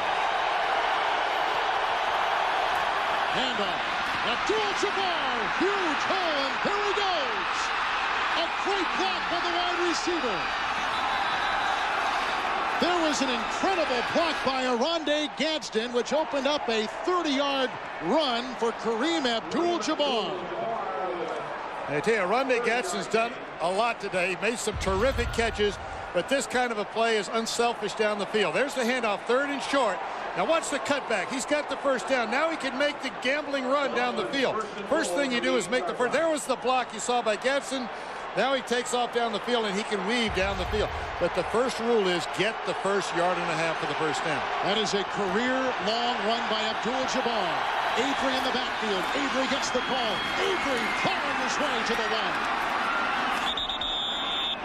Sam Coward makes the tackle. It'll be second down. I'll tell you something, Kevin. This looks like a football team that can run the football. Ruddy, Donnelly, and Brown on the right side just getting moving. Look at the offense pushing the defensive line and linebackers all the way back to the linebackers. The entire movement of the line of scrimmage moved into the defensive side of the Buffalo Bills. Jimmy Johnson happy about this. Now, see those folded arms right there? That's contentment right there. And his offense playing great. 3rd and goal. Make it 2nd down and goal as Avery dives and is airborne for the touchdown.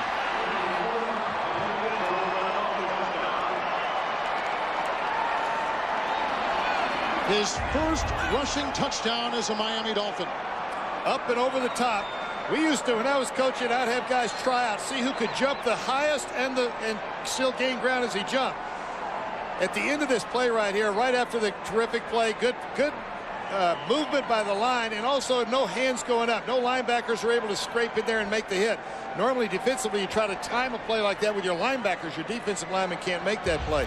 After it was over with, Kareem Abdul-Jabbar, first one to congratulate him on the sideline. Orlando Maury. Seesaw battle. Avery with a touchdown lead, and it's the Dolphins and Marino by 7. Rookie John Avery leaping in from the 1. It's 21-14. The second Miami rushing touchdown today.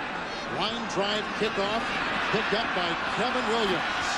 Inside the 5, breaking 1 tackle, and then swarmed under at the 21-yard line. And Dwight Hollier, number 50, a long time Miami Dolphin, making the stop. On that drive, 5 carries and 52 yards, authored by Abdul-Jabbar. A leftover from Halloween. This game has not been scary. It's been great. The Dolphins on top, 21-14. Flutie and the Buffalo Bills at the 21. Antoine Smith in the backfield. Play action by Flutie. And a pass incomplete, intended for Lonnie Johnson, almost corralled by Andre Reed. There was a Dolphin in between. Derek Rogers, incomplete pass, 2nd down and 10. You know, when I played for George Allen in the early 70s, he used to give the speech at the halftime, the most important series of the game, the first series on offense and defense of the second half, because it sets the tone. Obviously, you're closing the game out. Miami on the first series on offense had the big move, and now it's time for Buffalo in this match game play to match Miami's offensive drive. 2nd down and 10. Smith running up the middle and then lassoed by Robert Jones. Well, tomorrow on CBS, kickoff a night of comedy with Cosby. And if you found out the engagement ring you gave your wife was worth a fortune, would you sell it for a hot tub and a satellite dish? That's the question for the King of Queens. Okay. Followed by Monday night's number 1 comedy. Everybody, let me get through this. Everybody loves Raymond. Then it's Ted Danson, as you've never seen him before. The outspoken, not so politically correct doctor in the premiere episode of Becker, followed by LA Doctors. That's a full lineup. Tomorrow, right here on CBS. You know you got a good lineup of shows when you're laughing before the shows even start. It's 3rd and 10. Thomas in the backfield. Flutie, pocket crumbling, being chased, and being sacked by Shane Burton. That's the first time the least sacked quarterback in the NFL, Flutie, has had to eat the football today, and Buffalo has got a punt. Miami sacked Rob Johnson in their first meeting 8 times, mainly because he didn't throw the ball away. Flutie's been throwing the ball away this time. No chance to escape. Penetration up the field. Actually, there was no place to go. He couldn't go left or right. This time they pursued. As you see, they've got the safety. Patrick Surtain is also rushing. There was no place for him to run. Moore will punt at his goal line. Buckley driven back with the catch at about the 37-yard line. He gets a block, and there he goes. Here comes Buckley. A flag is thrown. Another one is down, and Buckley is up to the 41-yard line. On a 50-yard punt by Moore, Buckley returns at 3 yards. He ran about 30 back and forth, and finally tackled by Ethan Albright. He is the long snapper. 51-yard punt by Moore, 4-yard return. And Phil Luckett, who got a lot of his stripes, no pun intended, in the World League of American Football, which is now the World League Europe in the NFL. No, NFL you intended the pun. Do not lie about that. This one is against the returning team of the Miami Dolphins. You know, as a coach, what bugs me about that one is that was Laird Hayes that threw the flag. He's on the far side. Let's hear what the official call is here first. Illegal block in the back on the receiving team, number 29. The foul occurred during the return, 10 yards, first down. And that is the first special teams penalty in this game. Well, and the official closest to the called penalty didn't make the call. It was an official far away that had to throw the flag. Timeout. First place is on the line in the AFC East here in Orchard Park with Sam Wyche, Kevin Harlan. It's the Dolphins against the Buffalo Bills and quarterback Doug Flutie. They love their Flutie flakes here. That's a cereal to raise money for charity, but it's named after Doug Flutie. O.J. McDuffie in motion. Handoff goes to Abdul-Jabbar, and he is met by Halasek after a gain of 2 up to the 27-yard line. Now, this is what Jimmy Johnson wants from his running game. He mentioned to us last night that a couple of times this year they have run the ball well in the fourth quarter when they had the lead, when everybody knew they were going to run the ball. That's when you've really got a solid running game coming along. And they've looked like a team that has a polished running game today. But Jimmy Johnson, 100 yards so far today, rushing for Miami. And anytime you gain over 100 yards, you've got a better chance to win. 13-3 when they do. Second down and 8 from the 27. The pocket crumbles and Marino throws a completed pass to O.J. McDuffie.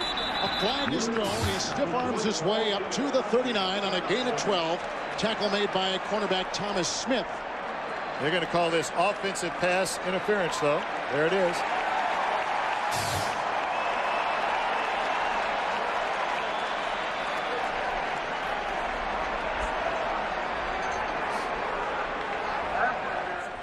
Number 81, 10 yards, repeat, second down. That's on McDuffie, and it's the third penalty on the Miami offense today. You know, many times when you're going up against tight coverage and that coverage sits down on you, they try to plant their heels and not let you go anywhere, and you're not through with your route. You run right into them. It looks like offensive pass interference, and it is. That defensive player has as much right to that turf as the offensive guy. Jimmy Johnson like another explanation of that one. Looked good in practice, didn't see why it didn't work out here. With the penalty, it'll be second down and 18 from the 17. Halfway through the third quarter. Shotgun again with 3 wide receivers. Marino throws, and the pass is caught. And a fumble on the play. Lamar Thomas, and they mark it down. Not only will the fumble be wiped away for Buffalo, but their defensive secondary just hit for another first down pass from Dan Marino. On 2nd and 18, he gets 18 and a half.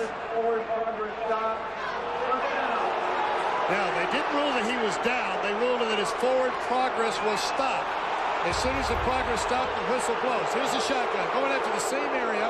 Nobody between Marino and the completion right. You see there's not anybody underneath.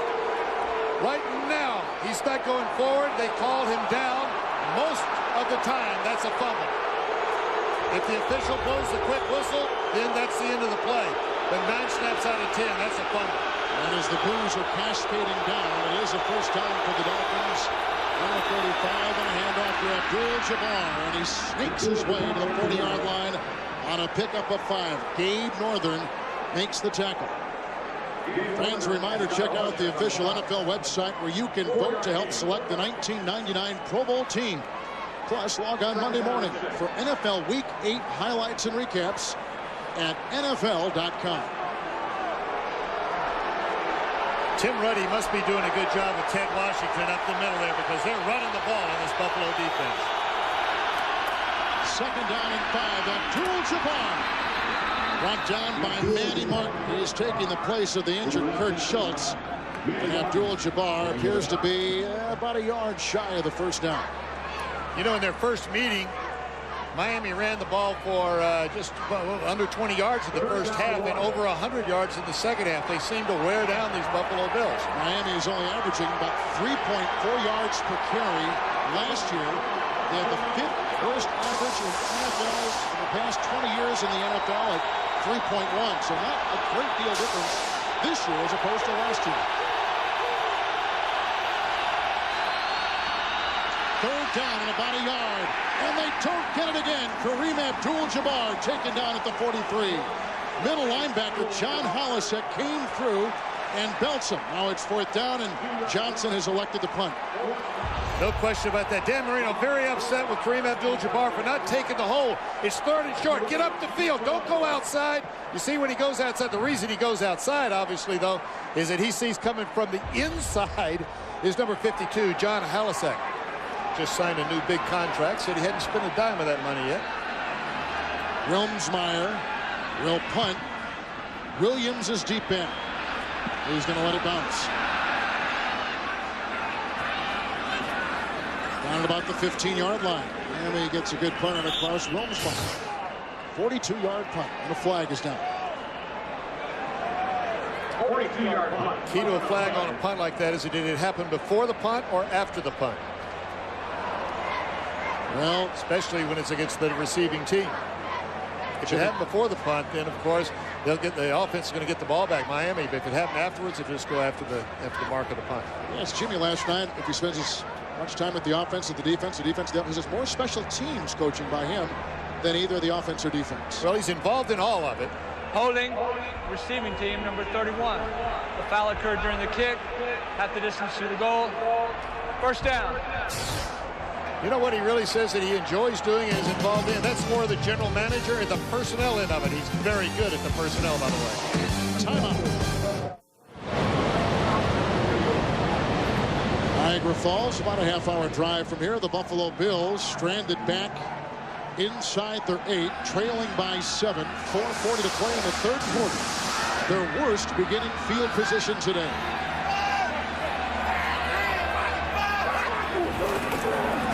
Trying to get some breathing space. They give it to Antoine Smith. Up the sideline and to the 28, a gain of 19 and a first down. Buffalo is +8 leading in giveaway takeaways. That means fumbles and interceptions versus you making an interception or recovering a fumble. Minnesota number 2. Notice that the teams that have the high number there are winning. Coming into today, they led the NFL. Right. On that last play, we're seeing a lot of shifting of the tight end. The tight end moves from left to right or right to left. They're forcing the defense to change calls. That time, the defense didn't get their call completely right. They had no contain outside. 6'6" Jamie Nails has come in as the right guard, providing time for Flutie, who winds up and looks downfield for Reed, who is stride for stride with Buckley. Incomplete. Again, Buckley has become that marked man. Now, he's picked off Flutie once today, but that has not deterred Flutie from throwing at him right there deep with Reed. Well, you know what? Andre Reed looked like he thought Flutie would go away from him, that Buckley had him covered step for step, and Andre Reed geared down almost to a stop, and the ball was still thrown. Injury on the field. I was just about to ask, where has Jason Taylor been today? Very, very quiet. A guy that reminds you and me a lot of Mike McCrary with the Baltimore Ravens. Got sandwiched on that one. An injury timeout with Miami up by 7. The unusually quiet Jason Taylor walked off the field. He'll be out on this next play, and taking his place will be rookie Lorenzo Bromell. Well, you know, Jason Taylor is quicks. He's speed and quicks up the field. Robert Hicks, who's playing in place of the injured John Fina, is size and speed. This time of year, you don't wear down. That big guy doesn't wear down like he would, say, in September in Miami. Second down 10 from the 29. Remersmo's got 2 touchdown catches today as in motion. Flutie. Here comes Trace Armstrong, and there goes a pass. He lasers it in to Kevin Williams. Williams makes another grab. That's a gain of 8 right there. Inside throws. Doug Flutie is not a tall guy. Everybody knows that one. But watch, he's in the shotgun. He stays right here. Let's see if he can find throwing lanes. You see that lane right there? You don't throw over people anymore. Even the 6'4", 6'5" quarterbacks don't do that. They move within the pocket. And there's a difference between a scramble and movement within the pocket. The movement in the pocket is a yard this way, a yard that way, and then let the ball go. Third down and 2, and Buffalo today on third downs is 5 of 8. They're excellent. From the 37. There's a block knocked down by the aforementioned Taylor. He spread that wingspan. He's 6'6", and a guy who is a former high school and college wide receiver and linebacker gets up and bats it away. Robert Hicks retreats like it's a 5 or a 7-step drop. That was the problem. If Robert Hicks fires out, takes the hands down of Taylor. See, See him retreat right here. Everybody else is up here, and the blocker back here, Robert Hicks, who's a replacement, a rookie from Mississippi State. He's retreating. Everything's got to be coordinated. It wasn't that time. Moore's punt is away. Buckley with the catch at the 23-yard line, dancing his way to the 28, and out of bounds he goes on a return of 5 after a punt of 40 by Moore. Well, tonight on CBS, when the mob murders an innocent family, Chuck Norris prepares for battle in Logan's War, Bound by Honor. A world premiere movie tonight, 9, 8 Central, right here on CBS. Sees martial arts, and that's what Jason Taylor was in martial arts growing up for about 6 years. He said he makes his hands that much quicker now as an NFL defensive end. Another similarity to McCrary in Baltimore. Both of them are martial arts guys. I can't tell you the last time I jumped through a windshield. How about you? Last night. It's 1st and 10 from the 30. Pritchett is in motion. The rookie Avery getting a block from Drayton. Cuts it back in and is to the 34-yard line, picking up 4 before John Hollister touches. We said that first place is on the line in the AFC East.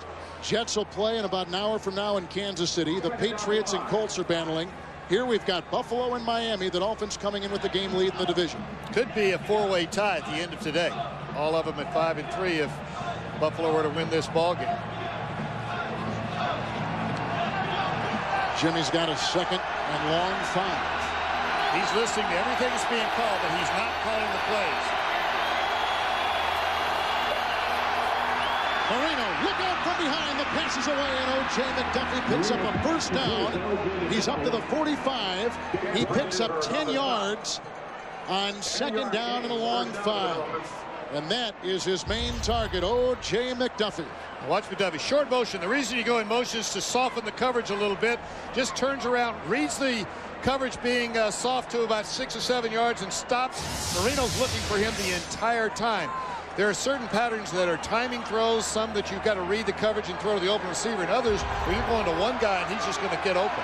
McDuffie had a huge 25-yard reception last week in overtime against the Patriots, which set up the winning field goal. 1st and 10. Great time. Brown with an especially good block and a pass incomplete. And about the 48-yard line as he was zeroing in on tight end Ed Perry, who has but 1 catch today. Coverage by linebacker John Hollister. John Hollister just signed an extension on his contract. He's had 3 knee operations. Trying to recover from each one has been a battle for him, but you can do that at that position, but it is constant rehabilitation. Taking the place of Chris Spielman, who's taken the year off because of some personal matters.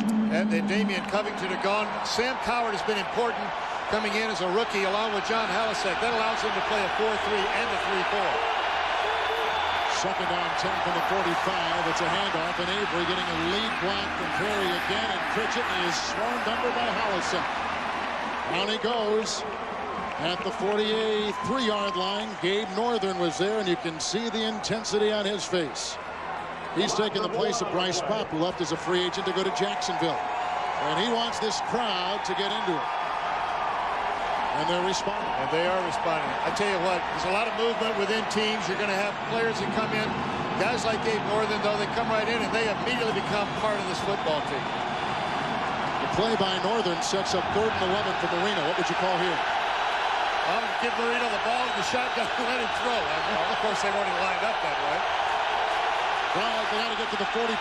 Marino throws a line drive shot. Incomplete and almost intercepted by Donovan Greer. It's incomplete. Marino can't convert. And the Dolphins have got to punt the ball. And Dan Marino and the Dolphins are lucky this time. Donovan Greer is right there. Don't grab your helmet, grab the football. You know, you never leave your feet. If you don't have to jump for a pass or an interception, don't do it. Stand still, let your eyes not be bounced around. That's what happens when you jump. Kevin Williams awaits the Wilmsmeyer punt. And pretty good hang time, Williams. And it's fair caught at the 16-yard line. 40-yard punt by Klaus Wilmsmeyer. Tonight on CBS, how is it possible for dogs and cats, elephants and donkeys, and the entire crew of the Starship Enterprise to have been registered to vote in certain states? 60 Minutes reports tonight. Then, It's Touched by an Angel, followed by the CBS Sunday movie Logan's War, Bound by Honor, starring Chuck Norris in an action-packed drama about a young man's quest for justice against the man who murdered his family. All tonight, all on CBS. Well, the clock is ticking on the Buffalo Bills. With seconds left in the third and the fourth quarter ahead, they trail by 7, and it appears as though Miami's defense is beginning to stiffen just a bit. It's been a I'll match what you do kind of a ball game on both sides of the ball. Second half, though, has been Miami's. You can see how good this Dolphin defense has been in the third quarter this year. And the handoff goes to the hurdling, and a fumble on the play. A flag is down. Buckley recovers the fumble for Miami. A flag is down at the 15. Antoine Smith with the hurdle and the fumble. And Phil Luckett's got a lot of things to peruse right here. And Reuben Brown. That's an upset man right there. Reuben Brown, number 79. Offense number 79. Penalties decline. First down. It's the second Buffalo turnover for the team that came into today. Number 1 in the giveaway takeaway in the NFL. This decides ball games. In tight ball games between two good football teams, it comes right down to two things: field position and turnovers. Reuben Brown's holding back there in the back doesn't matter because Miami wants the football. Good clean handoff. You see that's number 72, Joe Panos, new to the team as well. Good blocking, good yardage down the field. And then the strip. Miami is trying to strip the ball loose. That didn't come because of a hit. It came because of a pull away by the Miami defense. Now Marino being given excellent field position at the Buffalo 28. Leading by 7 late third quarter. Kareem Abdul-Jabbar cutting inside. Got a nice block from the center Ruddy, and he gets 6 on the play. Setting up second down and 4. Holisek with yet another tackle. He's in double digits. It's the middle linebacker. I'll tell you what, though, the offensive side of the ball, at the last series, Dan Marino went over to John Avery and said, you got to cut up the field. You can't run sideways. Abdul-Jabbar is in the ball game on this series. He turns up the field for nice yardage on first down. We've had a terrific 3 quarters from Western New York. That's the end of the third quarter with the score: Miami 21, Buffalo 14. We'll return to Orchard Park after this message and a word from your local CBS station. We begin the fourth quarter with the second down and 3. Miami at the 22. Handoff, Abdul-Jabbar backpedaling his way in. Then he met 330-pound Ted Washington right up the middle, and maybe shy by about a yard, setting up third down and 1. Let me tell you, the interior line of the Miami Dolphins have done a tremendous job against Washington. Now, Washington is a giant man, but basically what you're doing when you've got an anchor like that in the middle, you're forcing 2 people to block him, which leaves you 1 short, or at least no better than 1-on-1 everywhere else. But they have neutralized that man today. New England is winning. Jacksonville is all over Baltimore. And Pittsburgh getting clobbered at home, shockingly 27-7. Look at the Vikings trying to stay unbeaten at 8-0. And that's how far they got to go for the first down. This was set up by an Antoine Smith, Bills running back fumble. Either way right here. Now this will be a safe, high percentage call, probably on the ground, because they're well within field goal range, which gives them the separation. Instead of being just a touchdown ahead, they'll be 2 scores ahead. They don't want to give that up by setting up the throw deep and maybe taking a sack. And remember, we just showed you the scores. New England is leading right now. 3rd and 1 from the 19.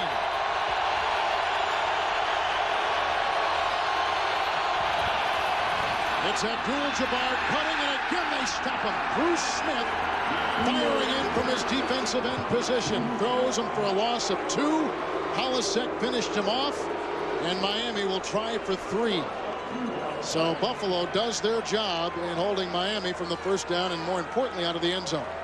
Again, just a solid play by the defense. Miami lined up that time. Running back lined up very deep. A little surprising for such short yardage because the ball couldn't get there quick. That meant a lot of people were going to be in pursuit. And Buffalo had 11 guys around that ball. Even the corners abandoned ship to come in there to stop it. Murray from 38 yards. Snap was bad. Ball put down. He kicked the game winner in the game-tying field goal last week against New England. And he extends the Miami lead here in Orchard Park today from 38 yards away. It's Miami and Johnson by 10.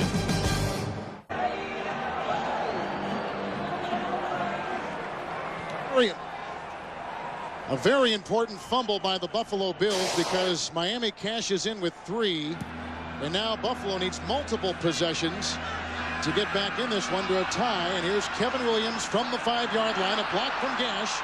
And up the middle he goes before he is brought down by O.J. Brigance. A return of 27 yards. Next Saturday, Autry Denson and Jarius Jackson spur on the Fighting Irish against Mike Cloud and the Boston College Eagles. Then Sean Alexander and the Crimson Tide head for Bayou Country to battle Kevin Falk and the LSU Tigers all next Saturday on our NASDAQ College Football doubleheader on CBS. And as you were talking about the last score, it changes the strategy completely for the Buffalo Bills now. They can figure in the fourth quarter with 13.5 minutes to go, they're going to get the ball 3, maybe 4 more times, depending on how well the Miami Dolphins run the ball. That's what they'll be doing in the fourth quarter. A field goal on either of those possessions or a touchdown. Doesn't matter which comes first. But they've got to score twice now instead of once, thanks to that field goal. Fake to Thurman Thomas from the 30, 1st and 10, and Flutie guns a pass, which is caught by Andre Reed. First down, pickup of 11. And again, working on the corner. And again, working on Terrell Buckley. And you can see everybody getting a little more. Here's the bootleg out to the right side right here. Look right here. There's a claim. You see the hold. It looks like there could be an argument that there was a little bit of holding by Lonnie Johnson, and there was an argument placed by several of the Dolphins with the official after the play. Everybody getting a little bit uptight. No room for mistakes now. Fourth catch by Reed from the 41, 1st and 10. Bouncing outside, Thurman Thomas to the 50-yard line. A nice pickup of 9. Brock Marion, the safety, makes the tackle. You can feel the tempo of the Buffalo Bills up a little bit in terms of how much time they're spending in that huddle. A veteran quarterback, even Flutie on the just moments ago, he's saying, hurry up, get the plays into me quickly so we can get the plays off. Flutie told you and I yesterday, quarterbacking is not about arm strength and size. It's about making decisions. And decisions aren't always made after the snap of the ball. Sometimes they're made in between plays. It's the way that you take a play, the way that you call the play in the huddle, the confidence that you give them. You're telling that football team that you're ready to play, and you're going to make the right decisions after the snap. 2nd down and 1, and they give it to Thomas again, who is bouncing off the wall of Zach Thomas. Oh, boy. And they stuff him. No gain on the play. Zach Thomas, we talked to him last night. He says, you know, we're not going to change anything for this ball game. We're going to do what we've been doing well. Boom, right there. Notice that he is bending at the knees. We talked about that earlier. The real good tacklers keep their eyes open because they bend at the knees and their head is sitting and such that they can still see up over the edge of that face mask. Well, it appeared no gain, but they did give him the first down. Forward motion. Flutie on 1st and 10. Good blocking by Hicks. Downfield, he's got a receiver. Touchdown, Molds.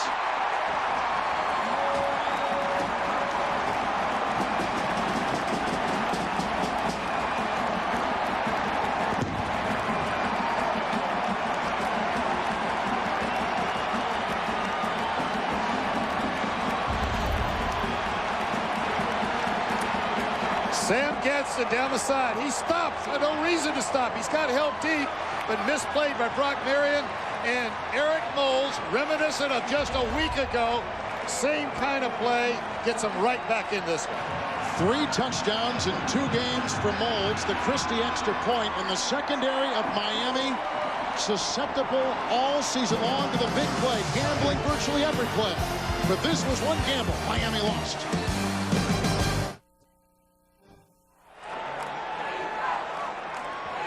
Well, the devil just stuck his pitchfork again into the secondary of Miami, and Buffalo is to within 3, 24-21. Last Sunday, Doug Flutie completed this 82-yard pass to Eric Molds, the longest pass play of Flutie's NFL career. But the one he just tossed to Molds, good for 48 yards, equally as important. And here's the ensuing kickoff, and taken by John Avery up the sideline. Got a block from Pritchett, and down he goes at the 27-yard line. Tackled on the play by Ray Jackson.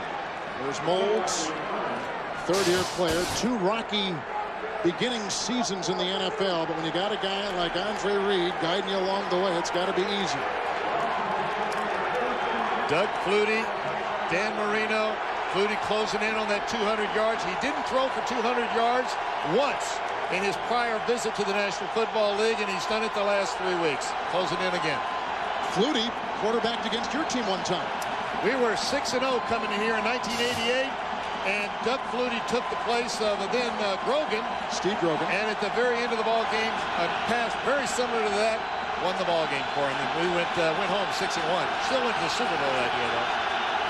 McDuffie in motion from the 27. There goes a flag, and here comes Kareem Abdul-Jabbar. Got some nice blocking on the right side and wins his way up near the 33, but a flag thrown on the play, and here's our referee, Phil Luckett. It's going to go back against the Dolphins. All the penalties on Miami today have been on the offense. Prior to the snap, false start, offense, number 78, 5 yards, it remains, first down. Richmond Webb moved a little bit. That's what drew Bruce Smith off a little bit. You know, the strategy changed again. We just talked about the strategy when Miami went 2 scores ahead, but now it's a 3-point ball game. No longer can they grind it out with just the run, trying to eat the clock up to win it. They've got to move the ball. They've got to probably score again to feel comfortable about winning this ball game. It is that loud. So loud you want to cover your ears. I don't think there's not a seat in the house. In fact, can I borrow yours a minute? I want you to sit down. This place is packed, and they've been here since, I think, late Friday afternoon getting ready for this one. First and 15 from the 22. Marino on the run. Throws to Pritchett. Incomplete pass. Looking for his blocking fullback. Coverage by linebacker Dan Brandenburg. Second down. Dan Marino that time moving slightly to his right. It wasn't a true rollout, but he could feel the pressure, and as he was falling away, he let the ball go.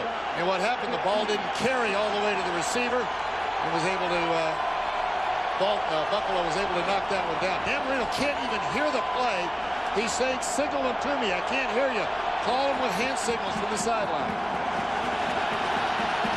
Second down, 15 from the 22.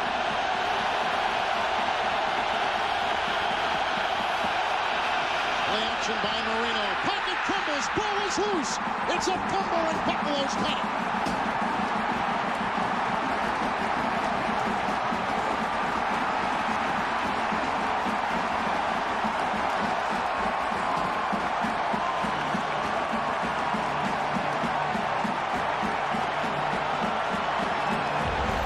And the Miami offensive line that had been doing so well, suddenly giving up some space here.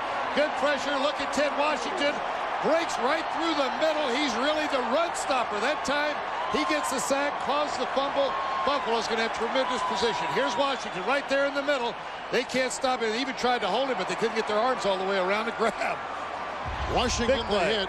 Hansen recovered the Marino fumble. It's Miami's first turnover today. Now the Bills at Miami's 13. Antoine Smith in the backfield.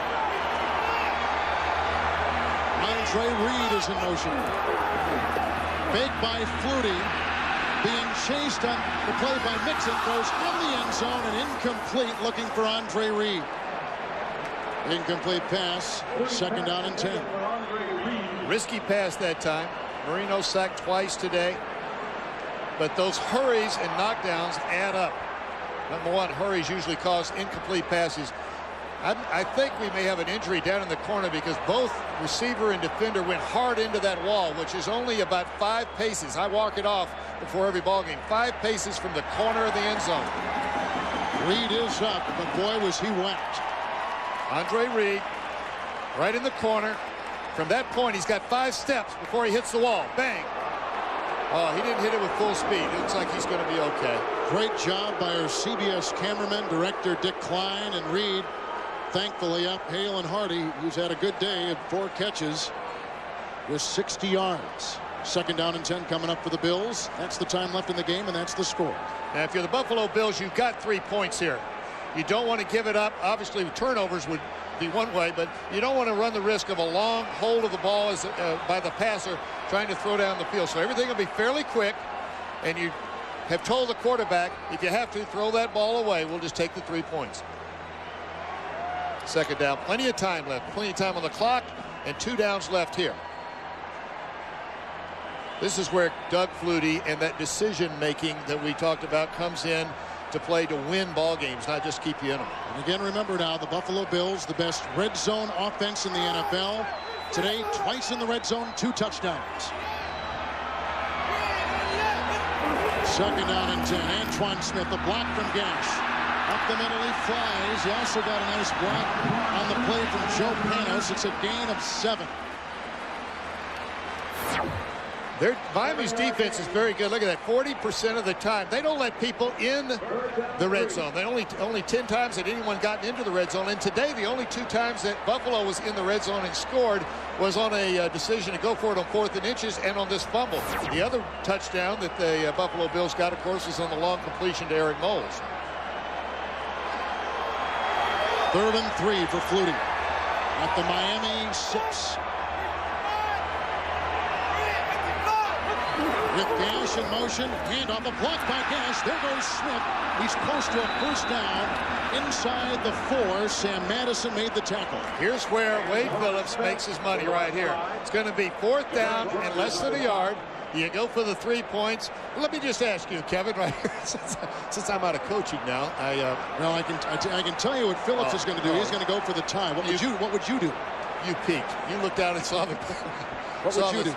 I tell you what, I believe I'd go for the tie right here. There's still plenty of time. There's 10 minutes left to go in the ball game. I'd make sure we got ourselves back to an even score. Both teams are playing well. Let's just play a 10-minute ball game, see who's the best. 22-yard field goal by Christie. Puts it in, ties the game with 9:54 to play. So Buffalo cashes in on the Marino fumble, tied at 24. Some folks think my Subaru Outback here is just for exotic adventures. Truth is, it's good for the everyday stuff too. You know, like running down to the store, picking up the mail. The secret, full-time all-wheel drive. Something you just won't find in a Cherokee or a Blazer. Comes in handy when you, say, late for a hair appointment. Right, what's your mate? You know why I wear a hat.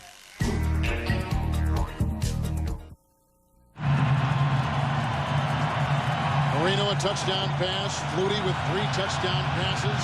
First place on the line. What more could you want with under 10 to play? The rookie Avery from the 1-yard line for the Miami Dolphins.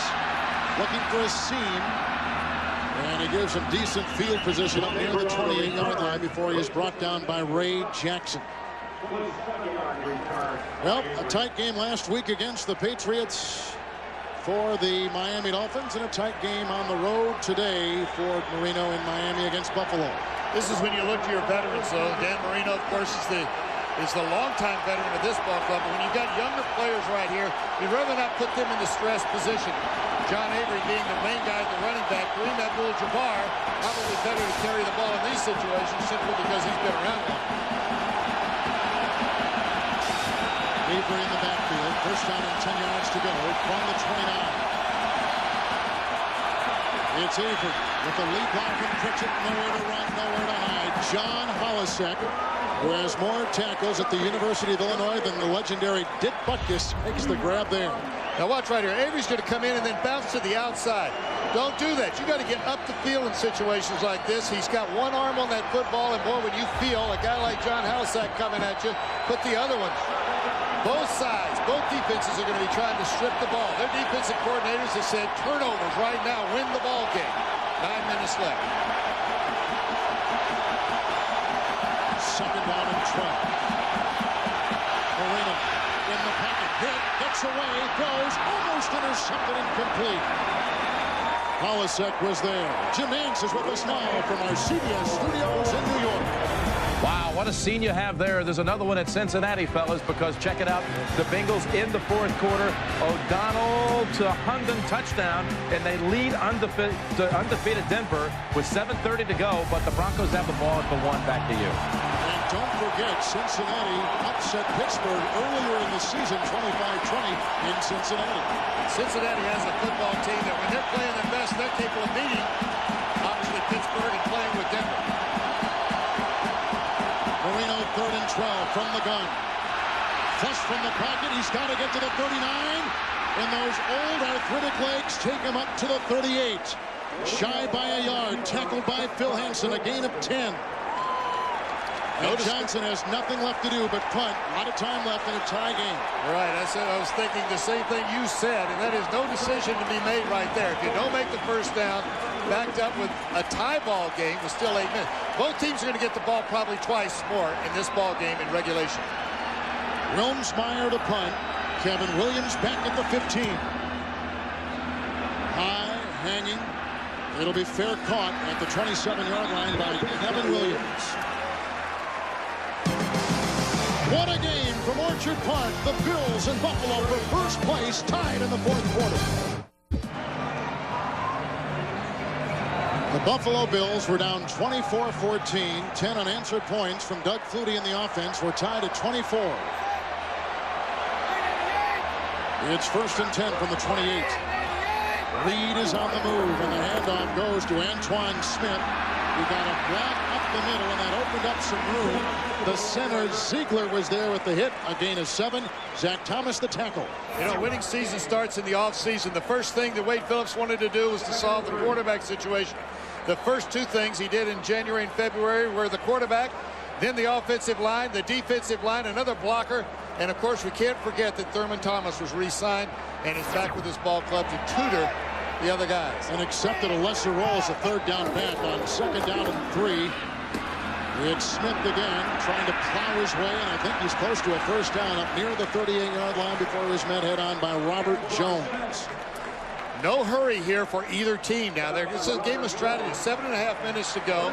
If you can control the ball on the ground and run it, you could actually run this game right on down, score late, and not give Miami much time.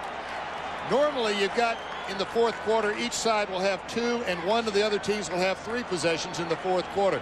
Right now, I'm suspecting that if this running game continues, Miami may not see it again. 1st down and 10 from the 38. Flutie, who's thrown 3 touchdowns today, hands off, and Antoine Smith, who is a perfect back in this situation because of his size, 225 pounds. He's 6'2". He can plow, and he can move bodies. Paul Brown used to tell me you need a thumper late in the season in cold weather and in the fourth quarter when the games are tight. The thumper being a guy that'll just pound away and make those yards, positive yards, play after play. And he's carried it 3 consecutive times. So the strategy here is not to be denied. They want to run the ball and smash mouth it in. They don't want a lot of yards every time. They want to use the clock as well. 2nd down 6 from the 42. 4th consecutive carry for Smith, and this time he's met by Lorenzo Bromell on a gain of 1. The NFL comes alive on CBS Sportsline. Check out the game plan feature for in-depth team reports, roster moves, and coaches' decisions on your favorite team at cbs.sportsline.com. I spend my share of time on CBS Sportsline. I can never reach you. I know you do. I've got 2 lines. The other one I'm always on calling, trying to get quotes from folks. 3rd and 5. What would you call here if you're Wade Phillips? Well, it's a high percentage play. Now, they go to their best stuff. Whatever they've done well in practice is what you go with. It's a shotgun. Probably going to be a pass, but it's going to be a high possession, intermediate pass. On the 43. Here comes Trace Armstrong. The pass by Flutie is caught. Andre Reed. Another 3rd down catch. He beat linebacker Zach Thomas. He picks up 12. He's had 4 catches on 3rd down today. Coming from this side. Now, this is a Reed. Andre Reed, if he feels zone coverage, would have sat down. He felt man-to-man coverage, and you see Zach Thomas trailing him. Man-to-man, he keeps running. To zone, he sits down. That's that high percentage intermediate pass thrown about 7, 8, 9 yards down the field. And Thurman Thomas threw a terrific-looking block to give Flutie time. The unselfish part of the passing game. 1st and 10 from the 45. Under 5 minutes left in regulation. It's Thomas. He got a lead block from Panos, and he stumbles ahead with the gain of 4 to the 41. Kenny Mixon, the stop on the defensive line. Mixon is a rookie and a 2nd-round pick out of LSU for Jimmy Johnson's Dolphins. Now we're working ourselves well inside 5 minutes right now. The running game, of course, is eating up 40 seconds on everyone.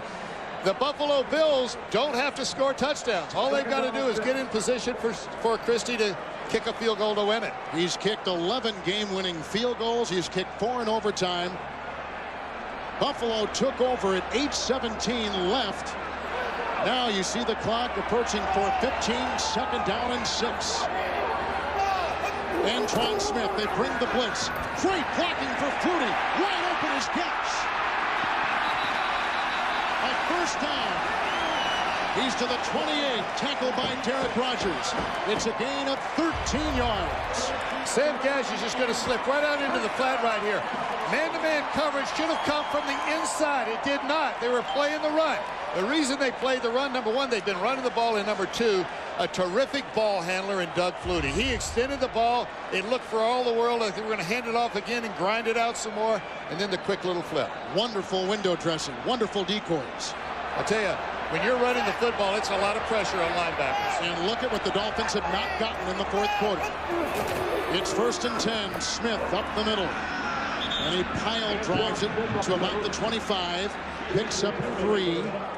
Tackle made by Zach Thomas, and the clock continues to go. And both teams, by the way, with their full allotment of timeouts. You may see Miami, or you will see Miami in just a minute start to use this because they're already in field goal range, clearly.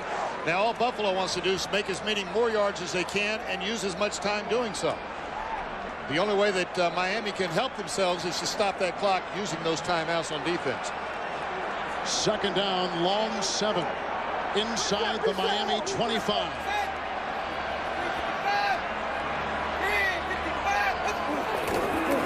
It's Antoine Smith. He gets a block up the middle that time. And Terrell Buckley catches him after a gain of 5. Big time block by Reuben Brown, the left guard, 79. Look at him pull. Here he comes right around the outside here, leading up. Take the hole right there. Covers it up with both hands. A lot of things going on at this time of the ball game. You're protecting the ball with that extra arm to make sure that they don't strip it loose or you don't get a blindside hit from out of the blue, because you know everybody on that defensive side of the ball is coming up to support the run. A breather for Smith. They bring in that legendary 34, Thurman Thomas. 10th play of the drive. 3rd down and 2 from the Miami 20. It's Thomas spinning, diving. He's inside the 18 and close to a Buffalo 1st down. Boy, is this an important mark right here. If this is a 1st down, they can run this thing all the way down. If it's not a 1st down, they kick the field goal. Miami has a chance to give Dan Marino one more try for the comeback. Ball's handed off. Now he's going to come back to the other side. Right, watch the spin right there. Put the ball away. Good contact made coming up from the secondary. Marion Brock, free agent, signed by Jimmy Johnson this year. Read the run all the way, playing the run all the way with that quick force. This is an important spot right here. Brock Marion does that very well at that free safety position, short by the length of the football. Okay. Now, if you are Wade Phillips, I say kick the field goal, get your win. That's Joe Pendry, his offensive coordinator. They're talking about his ear. You're right. They watched Miami try earlier and not make it. What would you do? I would kick the field goal. I would make sure I've got the lead. Your defense has been playing well. They're not. I'm sitting up here. Wade's still coaching. But you would go for it. No, you take the field goal. Well, you know, it depends on how you feel you match up for this play. When we had in Cincinnati in 1988, we went for it almost every time in this situation. There were other years where I didn't think, you know, we had the edge. You're playing percentages. That's all you're doing. 4th and the length of a football. Couple tight ends and Smith in the backfield. He's trying to pull him off. And he's going to call a timeout. He burns his 1st timeout. All right, he made the same decision I would have made. He wanted to go in and see if he could get the cheap 1st down first. Actually, we're at the 2-minute warning, so they'll probably wipe away the timeout. 2-minute warning. All right, a field goal try by Steve Christie. Holding is the punter, Chris Moore. Moments ago, Kevin, the timeout was taken, was charged against Buffalo. That could be important if they have to come back in a 2-minute drive later in this ball game with 2 minutes left. Now, at the change of possession, the clock's going to stop anyway, so the 2-minute warning is not going to be effective, not going to make any difference here, because after this kick, the clock will stop, whether they make it or whether they don't. So the clock is at 2:01. They do have the timeout assessed, Buffalo. Right. 2 timeouts against remaining for Buffalo, 3 timeouts remaining for the Miami Dolphins. 36-yard try by Christie. The center from Ethan Albright, the hold by Chris Moore. Wind in his face, and he gets it through. And Buffalo has scored 13 unanswered points on a 36-yard field goal. And Jimmy Johnson's Dolphins are down 27-24. Buckle up because Marino and the Dolphins get it next. But right now, it's the Bills by 3.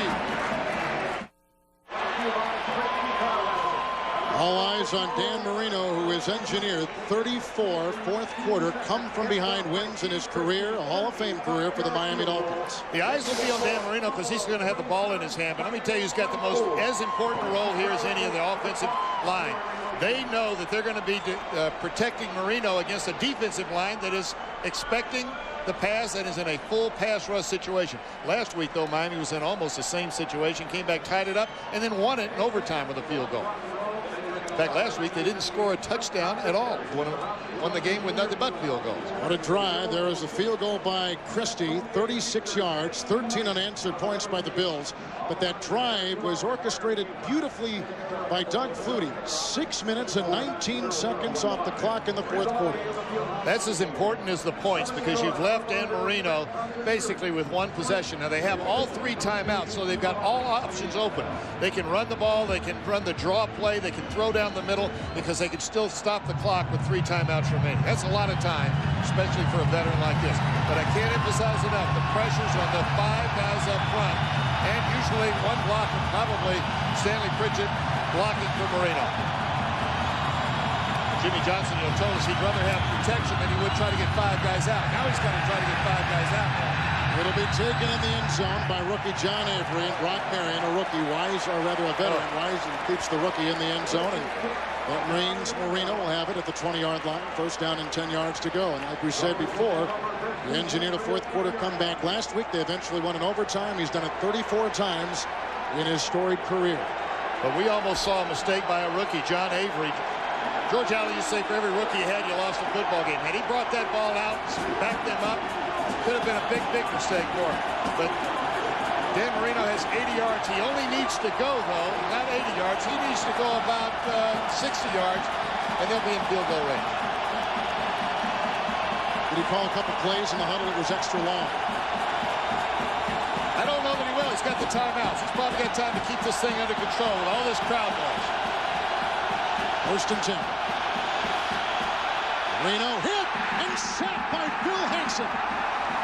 It's the third offered by the Buffalo defense today. The pressure is on the offensive line. They're blocking against guys that know there's a pass coming. Here's the line.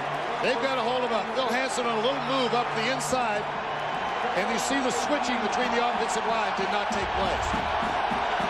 Second down, 18. Marino looking. And the pass underthrown, incomplete for tight end Ed Perry.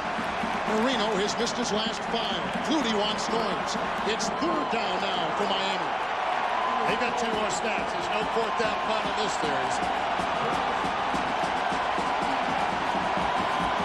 Actually, I'll take that back. With 3 timeouts, if they don't have to use it, and they've got third down and long, they could punt using their timeouts and try to get the ball back one more time. But I suspect they'll go for it on the next 2 downs. Orchard Park is rocking. Third down and 18. They've got to get to the 30. Marino winds up, throws, incomplete. Coverage on the play by Manny Martin. Marino is aiming for Lamar Thomas, who is decked on the play and still down, as you can see. It's fourth down for the Dolphins. Very, very close to a penalty right here. Let's see if the contact takes place before the ball arrives. It's almost simultaneous. He's splitting the zone, throwing to the outside. There's contact just before, as you can see right here, there was contact. Lamar Thomas had his feet kind of taken out from under him just before the ball arrived. Officials ruled it was simultaneous. There's an injury timeout. It's inside 2 minutes. This will be charged to the Miami Dolphins. So now they've got 2. That's important. That means they almost have to go for it here. You know, it's still, it's marginal right here. Minute 29 with 3 timeouts. If you say, hey, there's just not much of a chance to make the first down, we'll hold them and use our defensive timeout. But they've just about run out of time to do that. If it was 2.5 minutes, maybe. 1.5, they've got to go. First place at stake in this game, and they're still attending to Thomas. The New England Patriots today are playing at the RCA Dome in Indianapolis. New England leads it 21-16 with 43 seconds remaining. Coming into today, Miami led the East by a game over Buffalo, the Jets, who will play Kansas City in minutes, and the New England Patriots. We said earlier it could be a 4-way tie at the end of the day today. If Miami loses this one, they go to 5-3. 5-3 for Buffalo. If the Jets and New England win, 4-way tie. And it's 4th and 18. The Dolphins today, as you see Thomas hobble into the sidelines, all ball on 4th down. They missed a 4th down late in the first quarter on 4th and inches. This time they've got 4th down and 18. They got to get to the 30. Would you say this place is rocking? New England has beaten Indianapolis. That is a fight. Marino throws a pass incomplete. On downs it goes to the Buffalo Bills.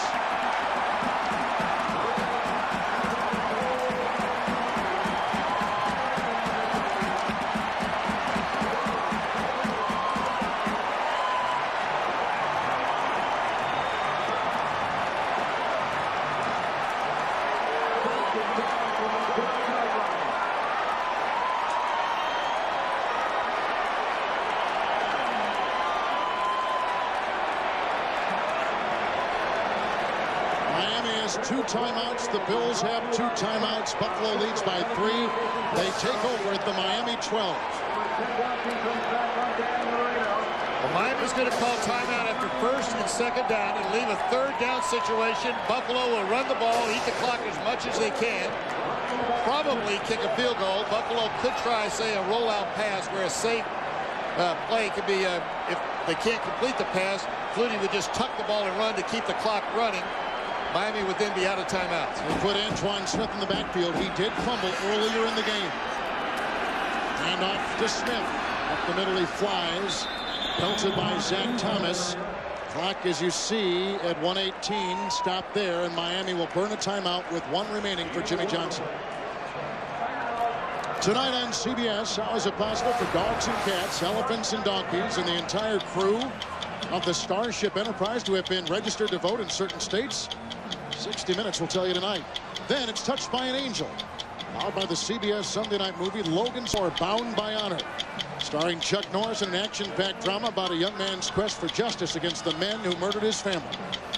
That's all tonight on America's Address, CBS. The privilege of having the right to vote should not be abused. That's going to be a good piece in 60 Minutes. With elections coming up, everybody ought to be voicing their opinions for those that represent us. Well, a lot of votes and a lot of opinions about Buffalo quarterback Doug Flutie.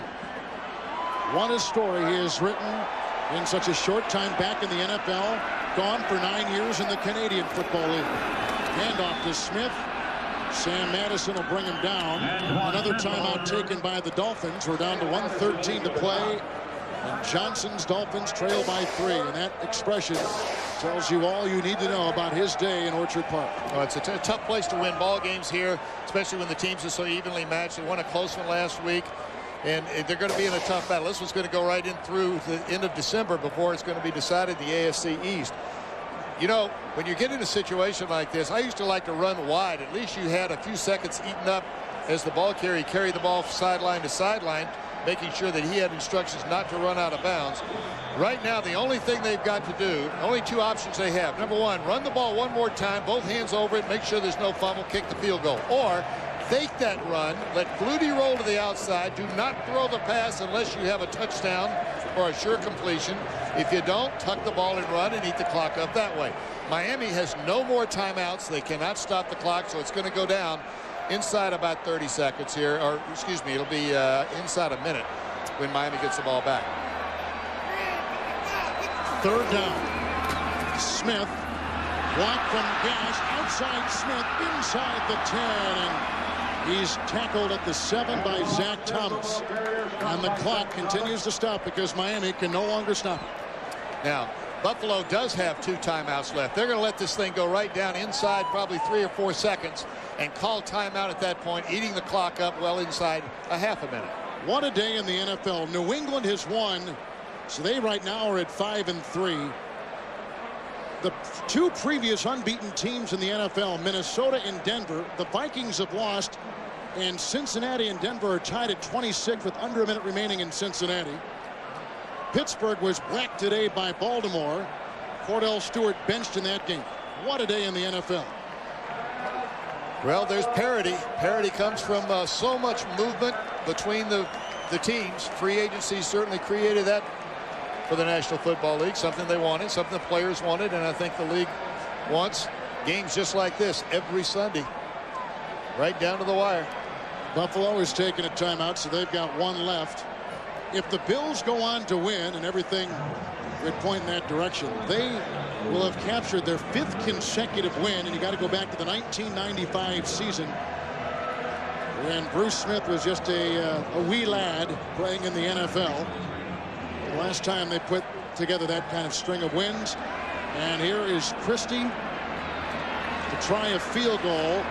It'll be a 25-yarder, 4 on the hold, and the kick is up, and the kick is good, and the lead of the Bills goes to 6. They have scored 16 unanswered points on the Miami Dolphins in the second half. Boy, I tell you what, that one you saw how long he looked, because that one was just inside the right upright. Christie didn't put that one down the middle that time. There's still 23 seconds left for that man right there, Dan Marino. It's happened before. A fourth quarter that he'd soon forget. Marino's offense has run 11 plays. They've picked up -7 yards. No first downs. Good defense by Buffalo.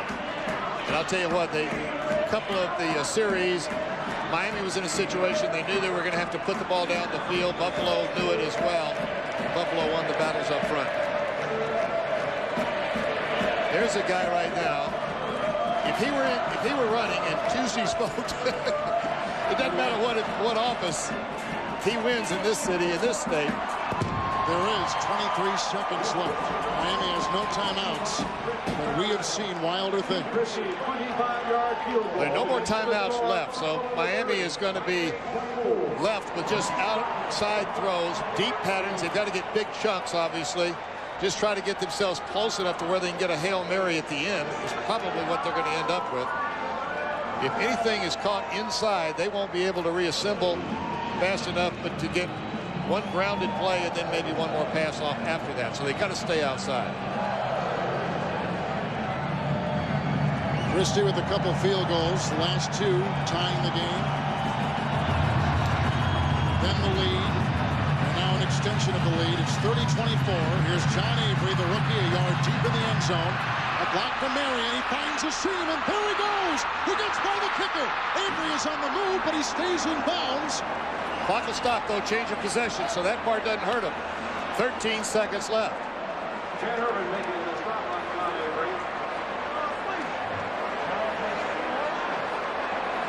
Down by 6 points with no timeouts.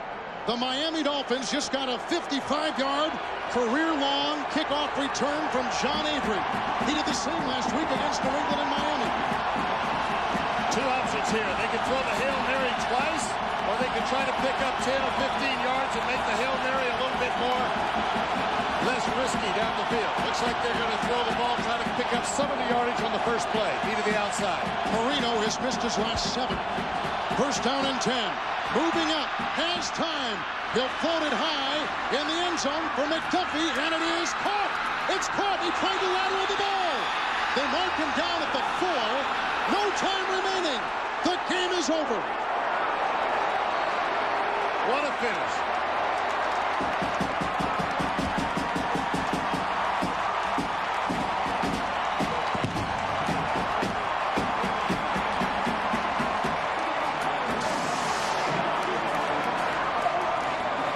Flutie against Dan Marino. And the most engaging and compelling story in the National Football League. It's another chapter. Flutie and Buffalo beat Miami late in the game. Lay it up, all you can do. Hope that something good happens down the field. O.J. McDuffie makes the catch. Trying to get the ball to anybody else. Buffalo does the right thing. Just hold on. Clock is out. Game is over. And as we stand right now, there is a 3-way tie for first place in the AFC East. New England beat the Colts. Buffalo beats Miami. Doug Flutie with 3 touchdown passes.